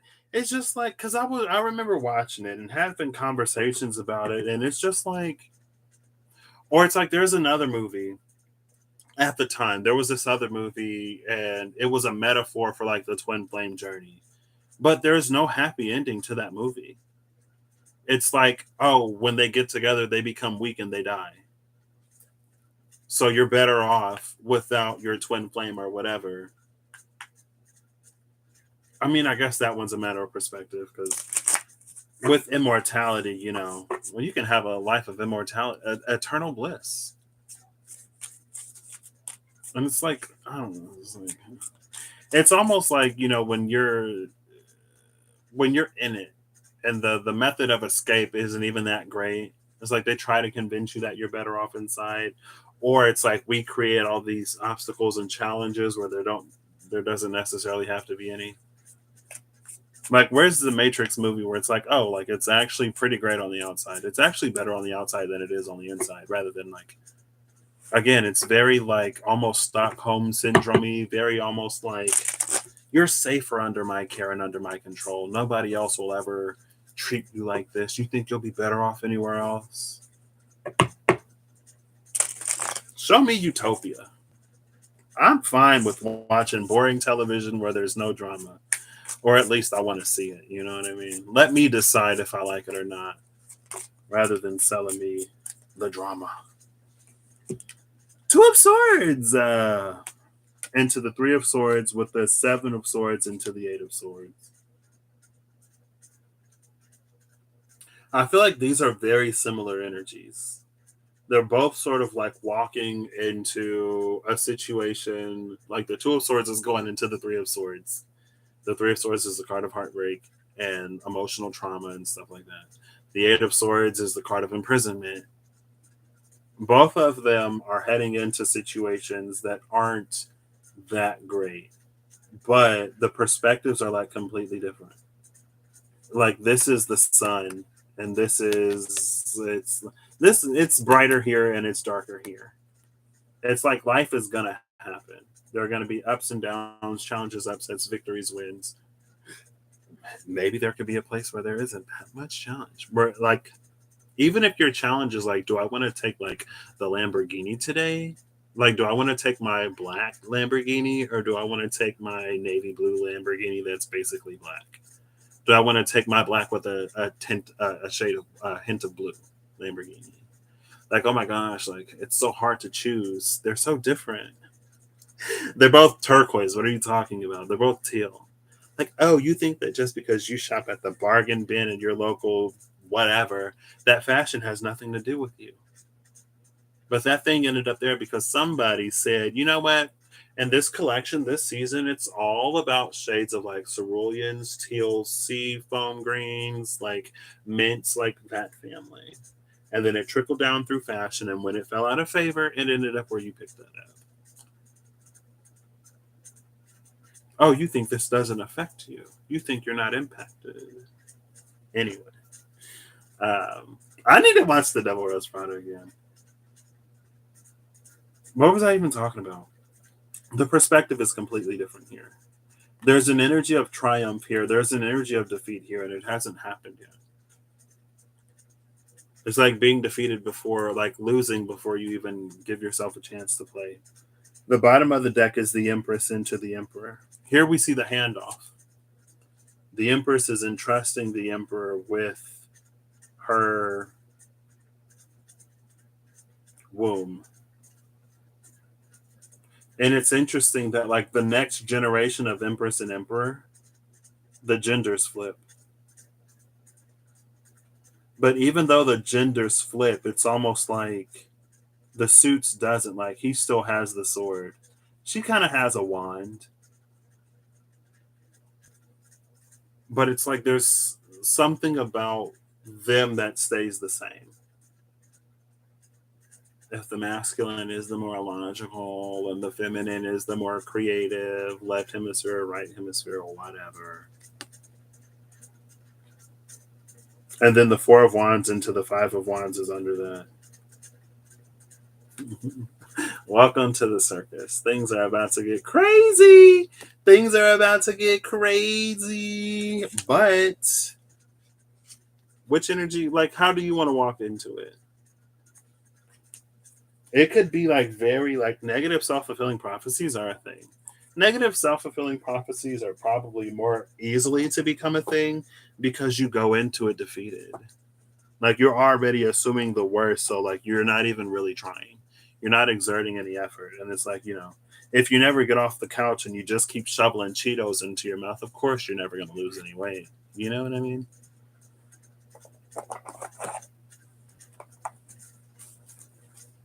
And that's not to like body shame anybody, like obviously. I feel like I shouldn't have to say that. But again, it goes back to that, we pray for, we manifest, we hope for all of these things. But when it comes time to actually do the things that get us there, when we do them, we get it. The cards that came out before I Patricked it all up said that because we did it, because we have done it, we're doing it, and because we're continuing to do it, like it's actually coming in. And now that it is so palpable, don't freak out, don't self sabotage, don't ruin it. No, like you've done everything that you needed to do. Yes, they have the right person, the honor, the recognition. It's like a Six of Wands energy. The honor and the recognition is yours. They're like we know that like things haven't necessarily been fair, but throughout this whole time, like you've consistently shown up and you've consistently done the work. And I know that at sometimes you probably thought that like you were doing it all and no one was like appreciating it, but we want you to know that we see you.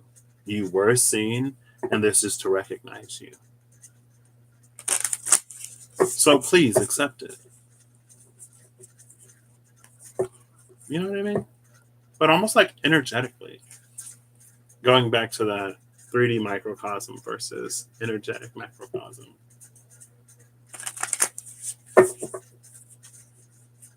And energy is ubiquitous, it's everywhere. That's why we can run into the same types of people no matter where we go. That's also why we can find opportunity no matter where we go. Again, some things are time, some things aren't.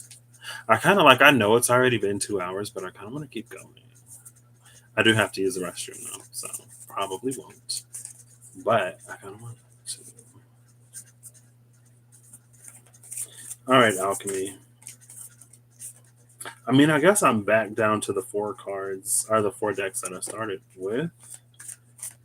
Thebes, Antimony, number 27.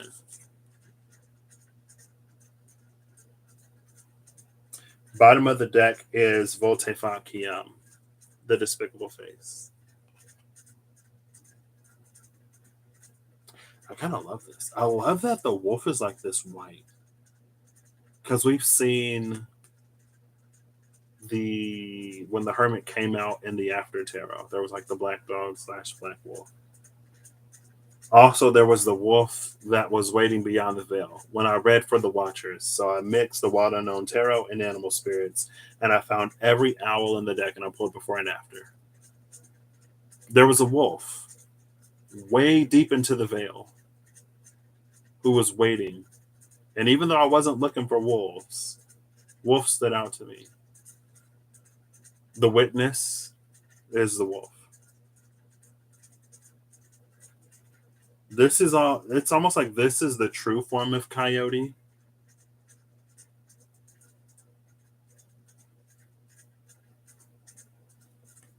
I don't know. There's some kind of truth. But it's almost like we have to be comfortable with the dark to see it because it is out in space. And then we have that thing.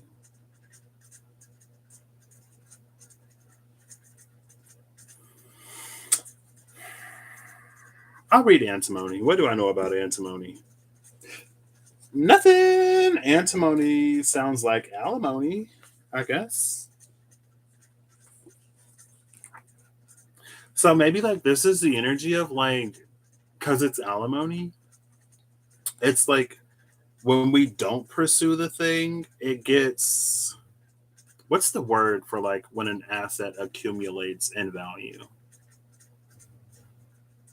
When we don't claim it, it gets put into the antimony bank and it's like it accumulates interest or whatever.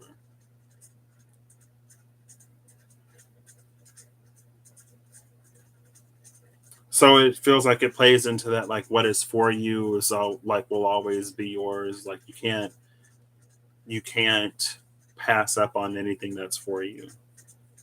It's almost like instead of cashing it out, you say you can keep it, spirit. I'm gonna keep doing what I'm doing over here because I'm not ready for it yet. But now it's like you're ready.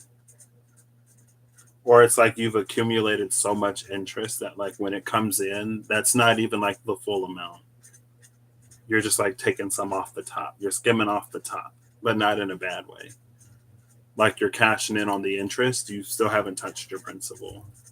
I don't know anything about economics or money. Okay, I know very little about money and like interest and principal. And then you have like certain things where it's like where the interest basically gets lumped into the principal after a certain amount of time. Like, is it continuously compounding? Is it like, what's the interest like? I'm like, give me the formula and I might be able to help you. Do I remember off the top of my head? No. Are Tauruses good with money or do they just like spend it? Or maybe my spending habits come from the Pisces in me. I can't hold on to money because I don't have any Virgo. I'm kidding. I'm still going to read antimony. Stibus, antimony, wildness, fierceness, and hunger. In medieval times, antimony became known as the gray wolf of alchemy. This was due to the metalloid's unpredictable qualities and its ability to eat away at materials in the laboratory. Gold is one of the few materials to withstand contact with it. For these reasons, this card must be read with delicacy. On one hand, it represents the wild and free spirit that longs to express itself in the world. On the other hand, it represents a fierceness that can turn destructive or corrosive at the drop of a hat. The message here is clear. Channel the Grey Wolf's energy toward creativity. Challenge it to come out from the shadows and express itself. Embark on the creative project or adventure that's calling you, rather than focusing on why you can't. Once you begin, don't quit. The Grey Wolf responds to respect, not repression. So the Grey Wolf responds to respect, not repression, is a little bit how like the lion wasn't your pet. It's interesting that it tells us to be creative rather than destructive because the fire, the gray wolf, the ash wolf, the wolf is gray with ash of the dark world, the ashen world with the treadle and ash. Um,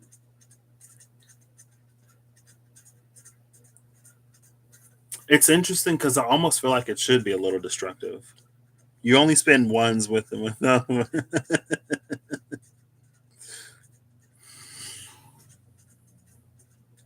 So, but it's not destructive. It's a creativity that reads as destruction. It's a creativity that reads on destruction because the emphasis is on the new thing.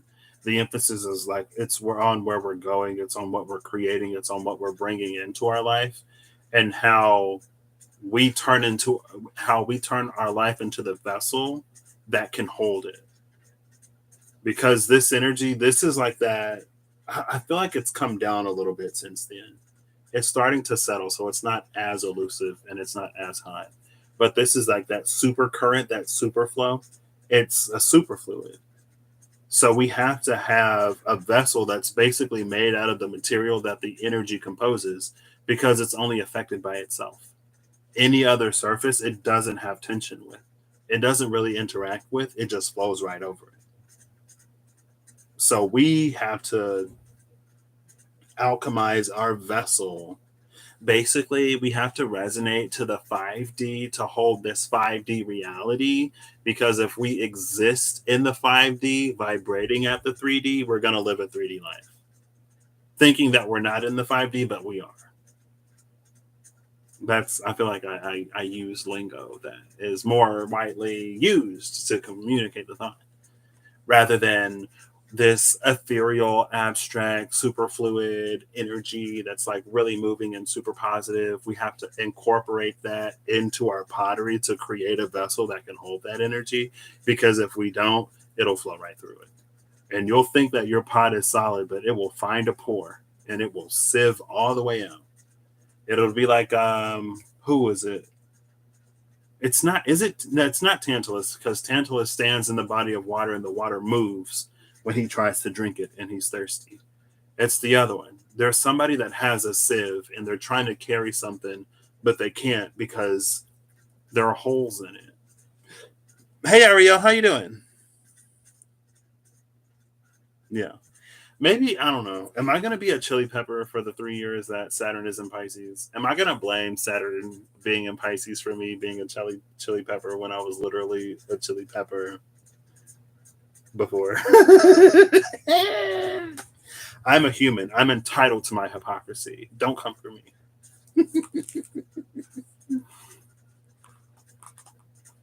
I'm actually going to pull before and after the wolf as it is in this deck. Uh-huh. Okay. Oh. So remember how it was the raccoon in reverse with the scorpion, the fox, and the lion?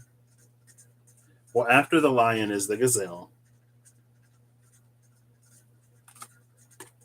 After the lion is the gazelle. The gazelle. So Reem being Reem and Reem being vulnerable and sharing what she shared has gifted gazelle and deer an extra layer of dimension for me in this deck. And probably anybody that, knows.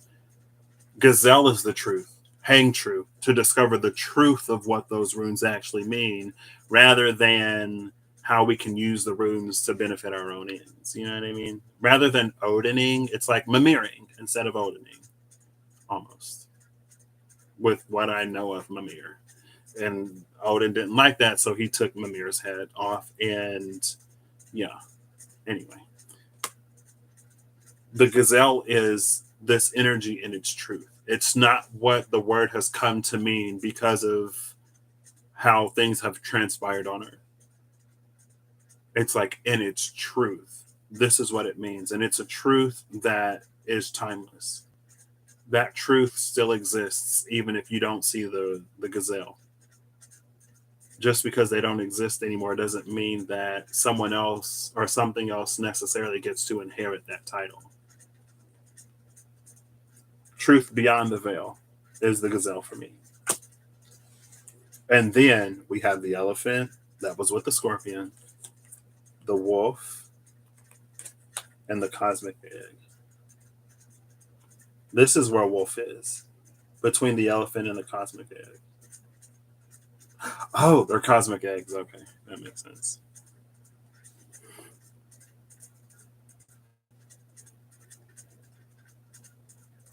Deep and too much uncomfortable feelings. Oof. You got this, Ariel. We believe in you. Yeah, I can't even. It sounds like a confluence of many things happening in your life right now, and you're gonna knock them all out of the park. You're about to like win the whole baseball game. Back to back grand slams. A grand slam is when the bases are loaded and you hit a home run, so you get 4 points, and you ain't even gotta do nothing. You get to just walk. You get to take it easy because you already knocked it out of the park. Yeah, there you go. Oh no. If you had to guess what planet was at the top of my chart. So here's my chart. My chart is this circle, right? My birth chart is this circle. And I have planets above the horizon and I have planets below the horizon. Guess what planet is sitting at noon in my chart? Like right in the middle of the sky. Guess what planet it is? I've been thinking about it lately. Some geese just went by. Oh, snap. I saw a goose sitting in a parking lot the other day. Like, I've seen goose, like, walking through a parking lot, but it was just, like, chilling. It was just sitting in the parking lot. Was that yesterday or the day before? What is today? It was the day before yesterday. It was Wednesday. I was like, did yesterday happen yesterday or did yesterday happen earlier today? Yeah, it is. It's Saturn. Oh my gosh, how did you know? Saturn is at the top of my chart. It's like, I'm here. And then my sun is like right there. So, because the sun moves this way, it rises in the east and sets in the west. So it's like I was born at like 9 a.m. basically. So the sun was going to conjunct Saturn. I guess like, well, yeah, no, because my Saturn is in Aquarius and my sun is in Pisces. So my sun was leaving, but since the sun travels in this direction, it's like on the chart it was going to meet Saturn. Maybe heliocentrically, Earth was about to conjunct Saturn, and that's why it looks like that. I'm like, they move in two different directions, girl. I don't know. Anyway, it's Saturn. Saturn sits in your first house of Sag with Uranus. Does Uranus make Saturn easier or does Saturn make Uranus more difficult? Meaning, is Saturn like, is Uranus like, hey, this is something that you got to do right now? And Saturn's like, yeah, you better do it right now. And if you don't, then things are going to get very bad for you. Or is Saturn like, this is something that you need to do? And then Uranus is like, psych, we don't have to follow any rules. We do what we want. Like, what's the dynamic between Saturn, Saturn and Uranus for you? The cosmic egg, the wolf, and the elephant, and the scorpion was here with the raccoon. Again, it's like it's all in the same family. It's the second one. Okay, that's probably. I also heard I was watching.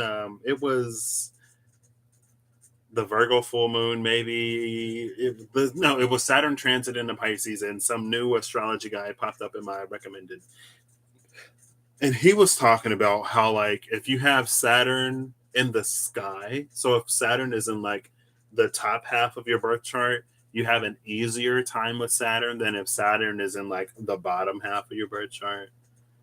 And I was like, oh, maybe that's why like I get along with Saturn as well as I do. As if Saturn, see, but like in my life, Saturn wasn't even the villain. Because just like my Saturn return, the first thing that Saturn taught me was like, this is how you limit and restrict yourself. Like, yes, you've been dealt the hand that you've been dealt in life. Yes, there are things that very much so affect you and that affected you, but these are the choices and decisions that you make to stay in that box rather than to live your way out of it. You might have a dream, but come on, Pisces, like action, action. Anyway, they said that if Saturn is in the top, you might have a little bit of an easier time with it. I was like, oh, well yeah. My Saturn, like I said, Saturn is at noon in my chart. It is right in the middle, basically.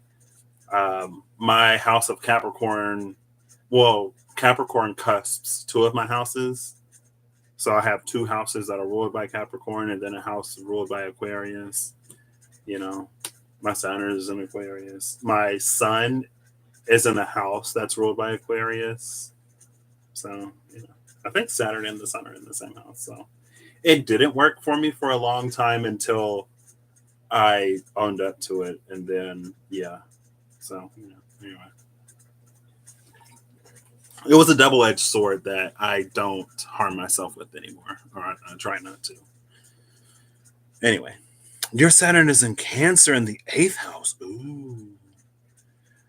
But then Saturn randomly will surround every so often and forces you to finish your big lessons. Ooh. I don't even know, like, I feel like Saturn in the 8th house could be very intense. I feel like it can be like very good at like repressing things, probably. Like very good at repressing things if the 8th house is like the occult and the things that are like behind closed doors. But at the same time, it's almost like, but when that door does open, it's like the ocean floor parts and this lava monster comes to the surface and wreaks havoc, and it's like you only thought you had to fear lava from on the surface volcanoes. Think again, there's also magma under the sea. Bet you didn't see that coming. And you're like, yeah, you're right, Saturn. You want me to like, what do you want me to say? Oh, you got me. I'm very surprised and I hate it. But maybe not. I don't know anything about astrology. I know very little about astrology, and I disagree with a lot of it. But it's kind of like this energy for me though.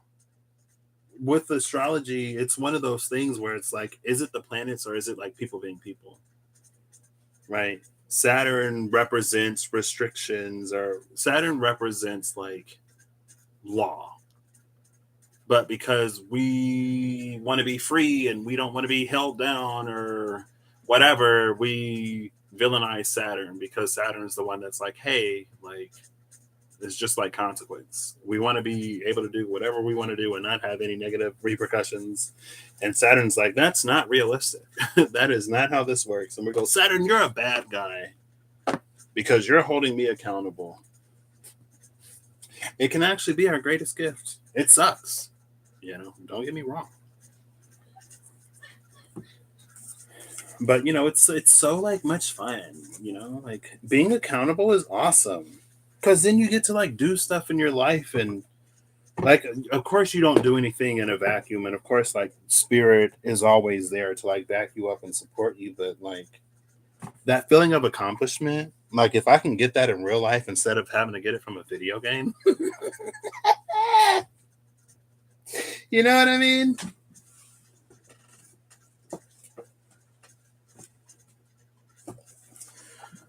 The elephant fell on the floor. Elephants are important to me because they are. Anyway,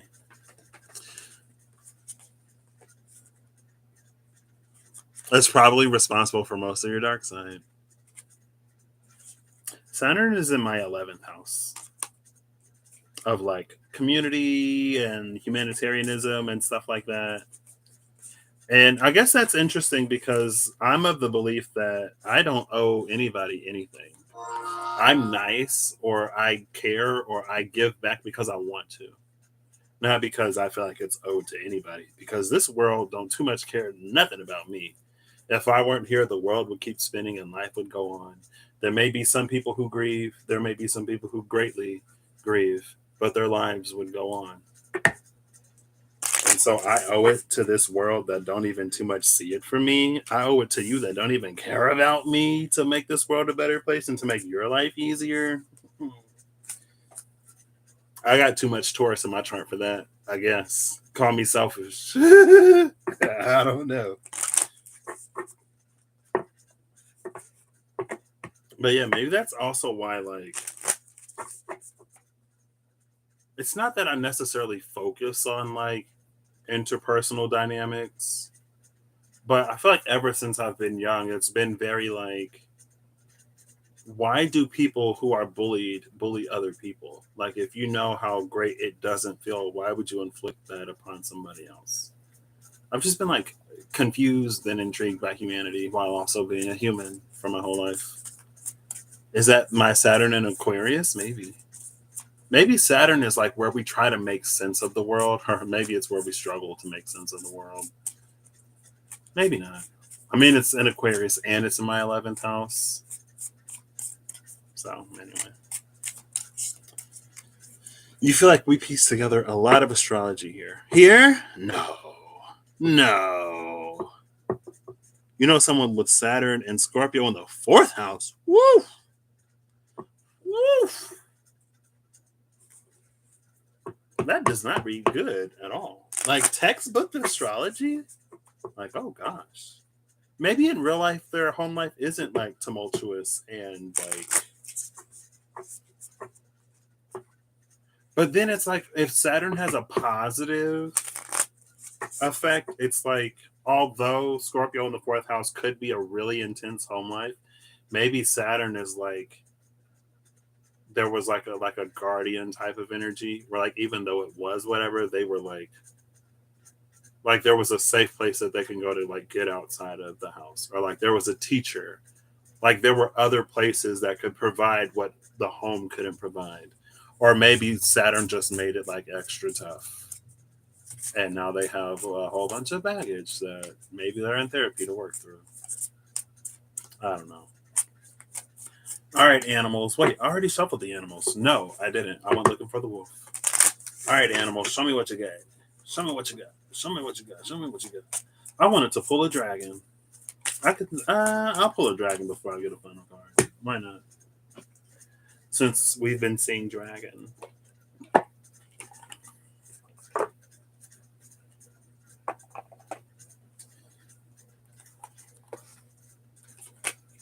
Which dragon from the oracle cards wants to come forward and give us a message today? I bet you it's going to be the pink dragon. It's going to be the rose quartz dragon from Andromeda. What's the opposite of pink? It'll be a green dragon from Orion.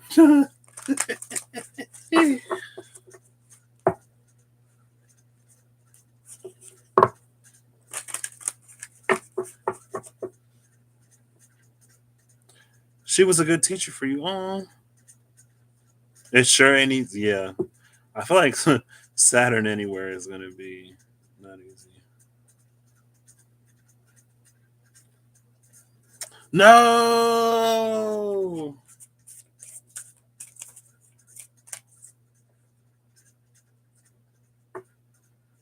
Yeah. And there was somebody else. Oh, who was it? It could have been Emily. Maybe it wasn't. But I was talking about. Was it you? Maybe it was you. Because I know I was talking about it someday, and somebody said something similar. And for me, it's people like that prove that just because it's done to you doesn't mean that you have to do it to other people. It's people like that, and it's people who have always been on the right side of history that prove to me that environment, history, circumstances of birth set aside, people can still be good people. There are people who always knew that certain things were wrong, who didn't just go along with it because everybody else did and that's all they knew. Are we not more complex than animals? And not to say that to elevate ourselves, but for the people who we have brains and we have concepts of consciousness and we can contemplate things that puts us on a platform above animals. But are we really? We are. We're going through a collective journey of spiritual growth and evolution and of awakening. Ooh, why am I here? It is a green dragon. I told you it would be green instead of pink, just to spite me. It's Quetzalcoatl. This is a dragon with wings that has lost its legs. It's the air and water dragon. Helps you to connect to higher frequencies.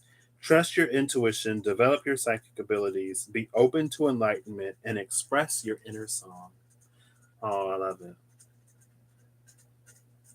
This is the sea serpent that came out with the dragon.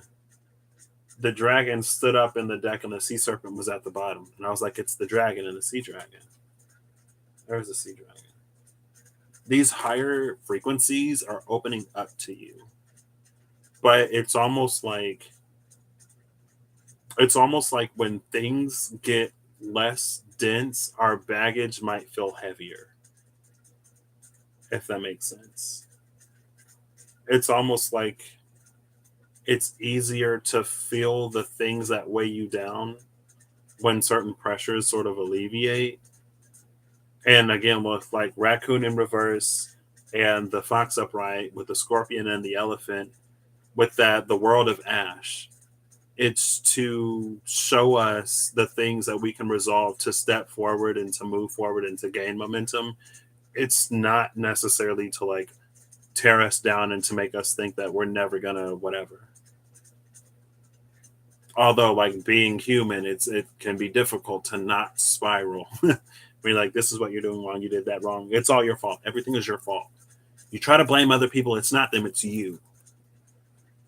And you're I don't know, it wasn't me, it wasn't me. And it's it was you, face it, face the truth, face reality. No, it's like an exorcism basically. They're trying to exercise the heaviness out of you so that you can be like, so you can be light. You know what I mean? It's just a grisly process. It's not cute. It's not pretty. It's not beautiful. Anyway, sorry. Can you tell that I'm like so overly dramatic? Oh, that's fine.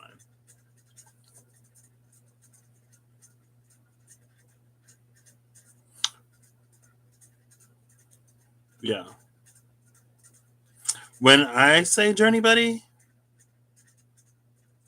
oh, you think of the teacher? Green Dragon appeared beside you this week. Ooh. Gandhi has a job because you refused to fight back because nothing they bullied me for was true or real. See, that because I was like, if someone, this is like 5, 6, 7, 8-year-old Patrick, if someone like says a yo mama joke to me, but it's not true about my mom, like, why would I get mad? Because it's not even true. And if it is true, then it's true. Ah. I'm sorry. But it was like, if it's true, then it's true. Why would I be mad? And if it's not true, it's not true. Why would I be mad? You know, these are the ways that I would like try to talk myself out of having a sometimes explosive temper. And like the things that upset me aren't necessarily the things that upset a lot of people. So like the things that I get like legitimately upset about, I feel like a lot of people just sort of like dismiss. And it's something like my buddy in the UK, it's something that I had to tell him like very early into our friendship because he was like, like promise me that if I open up to you and if I'm vulnerable with you and I do something or say something that upsets you, that you'll tell me and you won't just leave. And Patrick was like, yeah, I'll do that because my pattern is definitely to tell somebody and to not just leave. Girl, girl. But because of him, I've improved. But then it's like I told him because something happened and I was upset. And I told him, like, I get upset about stuff that a lot of people don't. If I'm upset and I tell you that I'm upset and you dismiss it because you don't think it's a big deal, it's not gonna go well. It's not. It won't end well if you want to maintain a presence in my life. Uh, where was I going with that? Yeah, it's just like that. And so like I feel like a lot of times like people might like, especially when I was younger, people would do or say things that like it didn't really matter to me, but then they would say something that like really upset me, and then like my fuse was so short when I was a kid. And I had to learn that like people aren't like telepathic or whatever. Like you actually have to communicate feelings. Like people don't just know. You know what I mean? And it's so like nonsensical, but I remember, and it was like probably the most impactful conversation of my life. One of the most impactful conversations of my life. I went to this summer program thing and I got mad and then I acted out in anger. And then some lady, she took me outside and she was like, like if you're upset about something and you don't tell anybody, then they don't know that they're upsetting you. And then she's like, what am I thinking right now? And I was like, I don't know. And she was like, I'm thinking about what a gorgeous day it is today. It's bright and sunny. There aren't too many clouds in the sky. And it's like, it's not too hot. It's not too cold.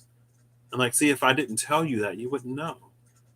And I was like, you know what? You're right. I'm not just going to blow up on people. I'll tell them. But people probably thought that I just like flipped out of nowhere because it's like 1 second we're joking and the next second you're punching me in the face. Like, what's going on? I was like, you crossed the line. Anyway, not punching. I was like a little kid, okay? I grew out of that very quickly. Didn't have much choice. Bottom of the deck is the air and fire dragon. So we have the air and water dragon here. We have the air and fire dragon here. The commonality is air. Air is bridging these opposites. I love this. Air is bridging these opposites. Air, the element of communication, of also thoughts, and ideas. It's bridging the opposites of like fire and water. Fire and water can be very similar, and they can actually align in a lot of ways to the point where the water starts to boil over. But like they're alchemically opposites. But with communication, they can work together instead of against each other. Air and Fire Dragon expands your creative energies, harness your creativity, excitement, and enthusiasm. Communicate your passion. Love that. Maybe do that with the universe. Communicate with the universe something that you're passionate about, that you're excited about, instead of something that you don't want anymore, and see where it gets you. You know, it might get you something good. But also know that, like, if you're speaking to the universe right now, the universe is listening. And if you make a declaration to the universe will treat it as truth. And so just be prepared to live the truth that you speak. That's all I got to say. Be prepared to like live that truth. Say it with your full chest and mean it. And know that, you know, you'll be ready. Phoenix and the Spider. Love that. That's gorgeous. It's been almost 3 hours. Ooh. I gotta go to the restroom. Cosmic Egg and the Phoenix. Ooh.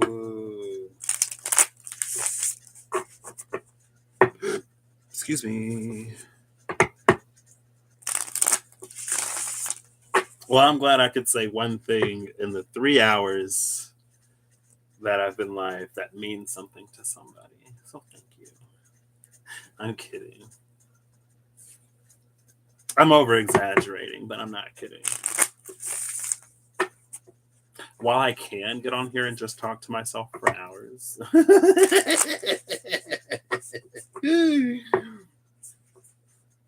I do like knowing that, you know, it is helpful to somebody. Even if I don't know who that person is, even if it's not helpful for like a year, 2 years, 5 years until somebody like randomly stumbles upon a video. In that moment, in that time when I didn't know why I was doing what I was doing, it was for somebody that I hadn't met yet or somebody who didn't say anything, you know? I just keep Son of Cupsing and climbing up those stairs one after another, knowing that eventually someday the moon will turn into the sun and I'll be in that bright world that still has challenges. But that isn't so overwhelmed by the fear of challenge that I ended up in the ash world forever. I did that. Didn't like it. Didn't like it very much. Do not recommend to anybody. If you want to be so low that it's like there's nowhere to go but up, yeah, sure. Because for me, it was low enough. I was like, oh, I will do everything that I need to do to never get here again because this sucks. Would never recommend it. Not even to my worst enemy, but why would I recommend it to my worst enemy? Like, shouldn't I want better for my enemies? Because if I want better for my enemies, then they'll be too busy enjoying their life to be a thorn in mine. You know what I mean? I just want us all to be happy, you know? When we're all happy, it'd be better for everybody. Unless your happiness is like at the expense of my misery, then sorry to disappoint. I guess you're going to be miserable. All right, animals. Bottom of the deck is a Cosmic Egg. I've been seeing this card a lot today. I'm loving her. She comes out with the owl, the stingray, and the fish.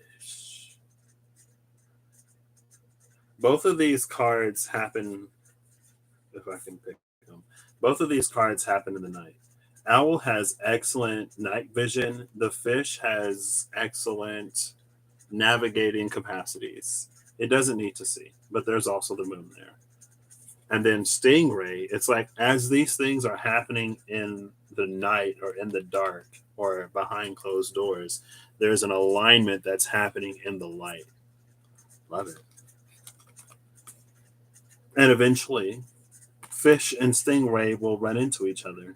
And fish will be like the little, have you know, like the stingrays that like stingray through the ocean, and then the little fish that are like right under the stingray.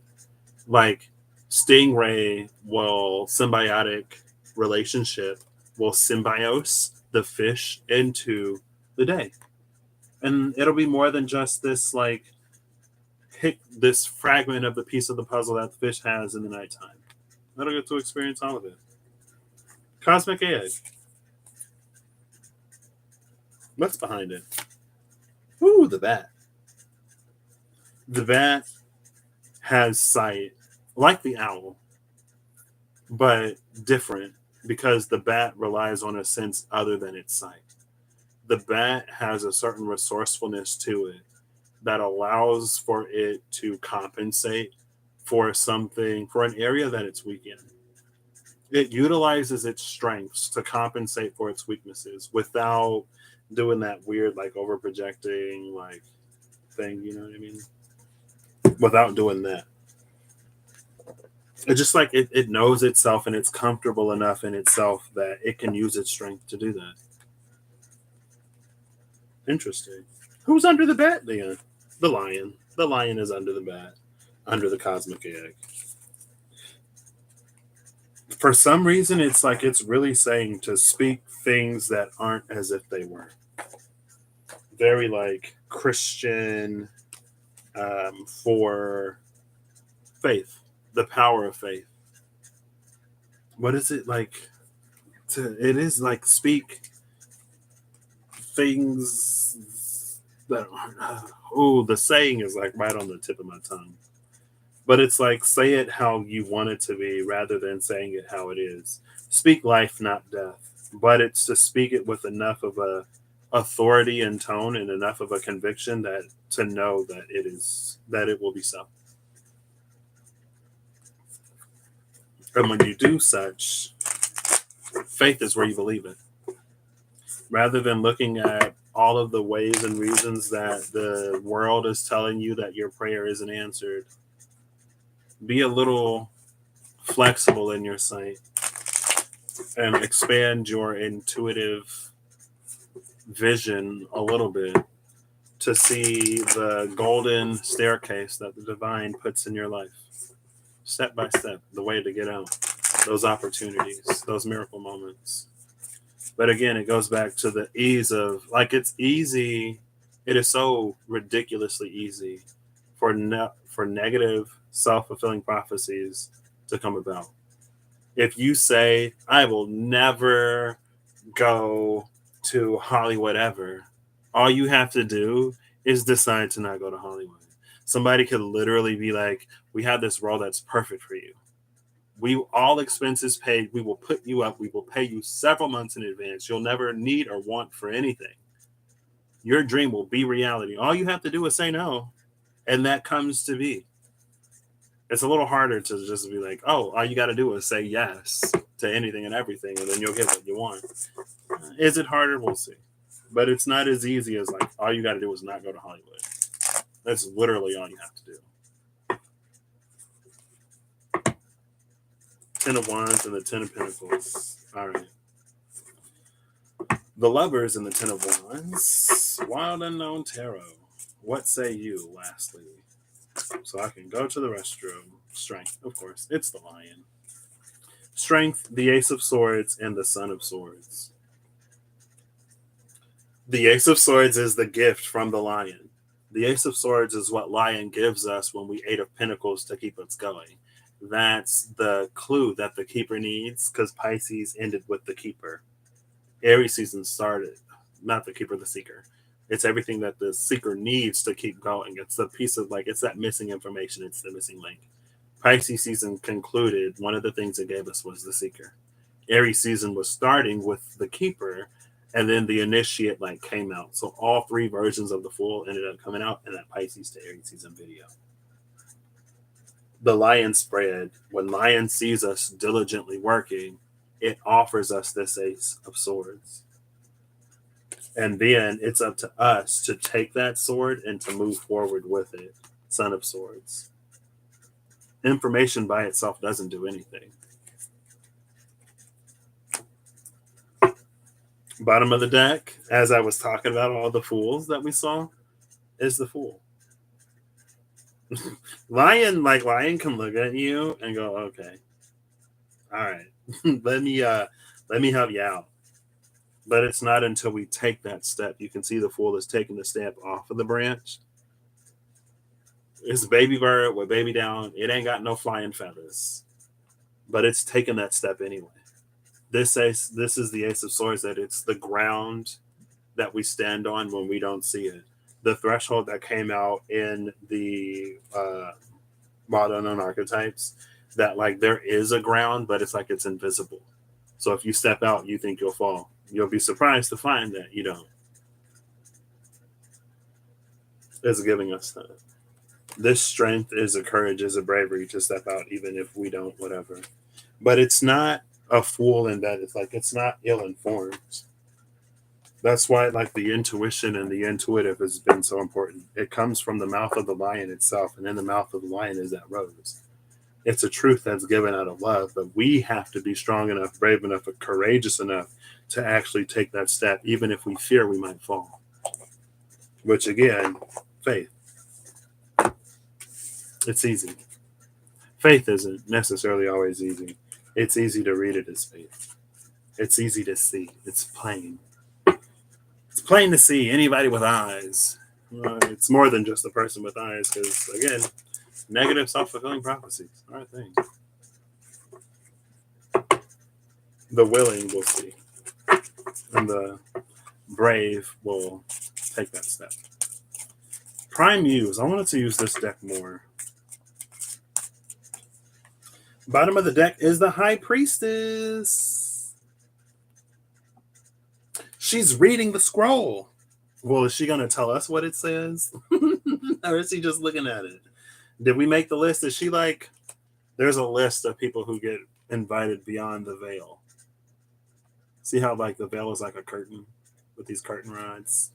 And then you can see like the blue sky above it a little bit. Like, oh, you're not on the list. You're not on the list. Oh, you're on the list. Welcome. Congratulations. The cards that come out, it's the Chariot and the Lovers. Remember the Lovers? It was like the Lovers heading into the Chariot, the Hangman heading in towards death. Death, I guess. But death wasn't what we think of death. It was that portal to the other side. You made the choices. You made the decisions. You kept it moving. Congratulations. You're on the list. See what life has to offer you now. Also, this is a Chariot with a lion. So we see the lion again. Lion ain't doing nothing, though. This lion ain't going nowhere. All right. I really got to go to the restroom. That was the last of the final cards. I hope y'all have an amazing whenever you see this. I hope you're acting in alignment to make all that you wish to experience your reality. I hope that as a result of your acting in alignment with all that you wish to experience your reality, as a result of you doing that, I hope you also allow yourself the opportunity to take where it is that it leads you. Right? Like, what's the point of doing all the work and not allowing yourself to receive the fruits of the benefit of the labors of your work? I know that, like my Chiron is in Leo, you know what I mean? Like being center stage and put on blast and receiving attention isn't necessarily always easy for me. I get it. But if you did the thing to earn the recognition, take it. I hope you can take it. And I hope that when someone communicates the truth of who you are, you can listen. Sometimes it's hard to see ourselves in a positive light because maybe we didn't have a lot of people who did. And what a blessing, what a miracle to maybe find somebody who does see you and who appreciates you and celebrates you. Until next time. Woo!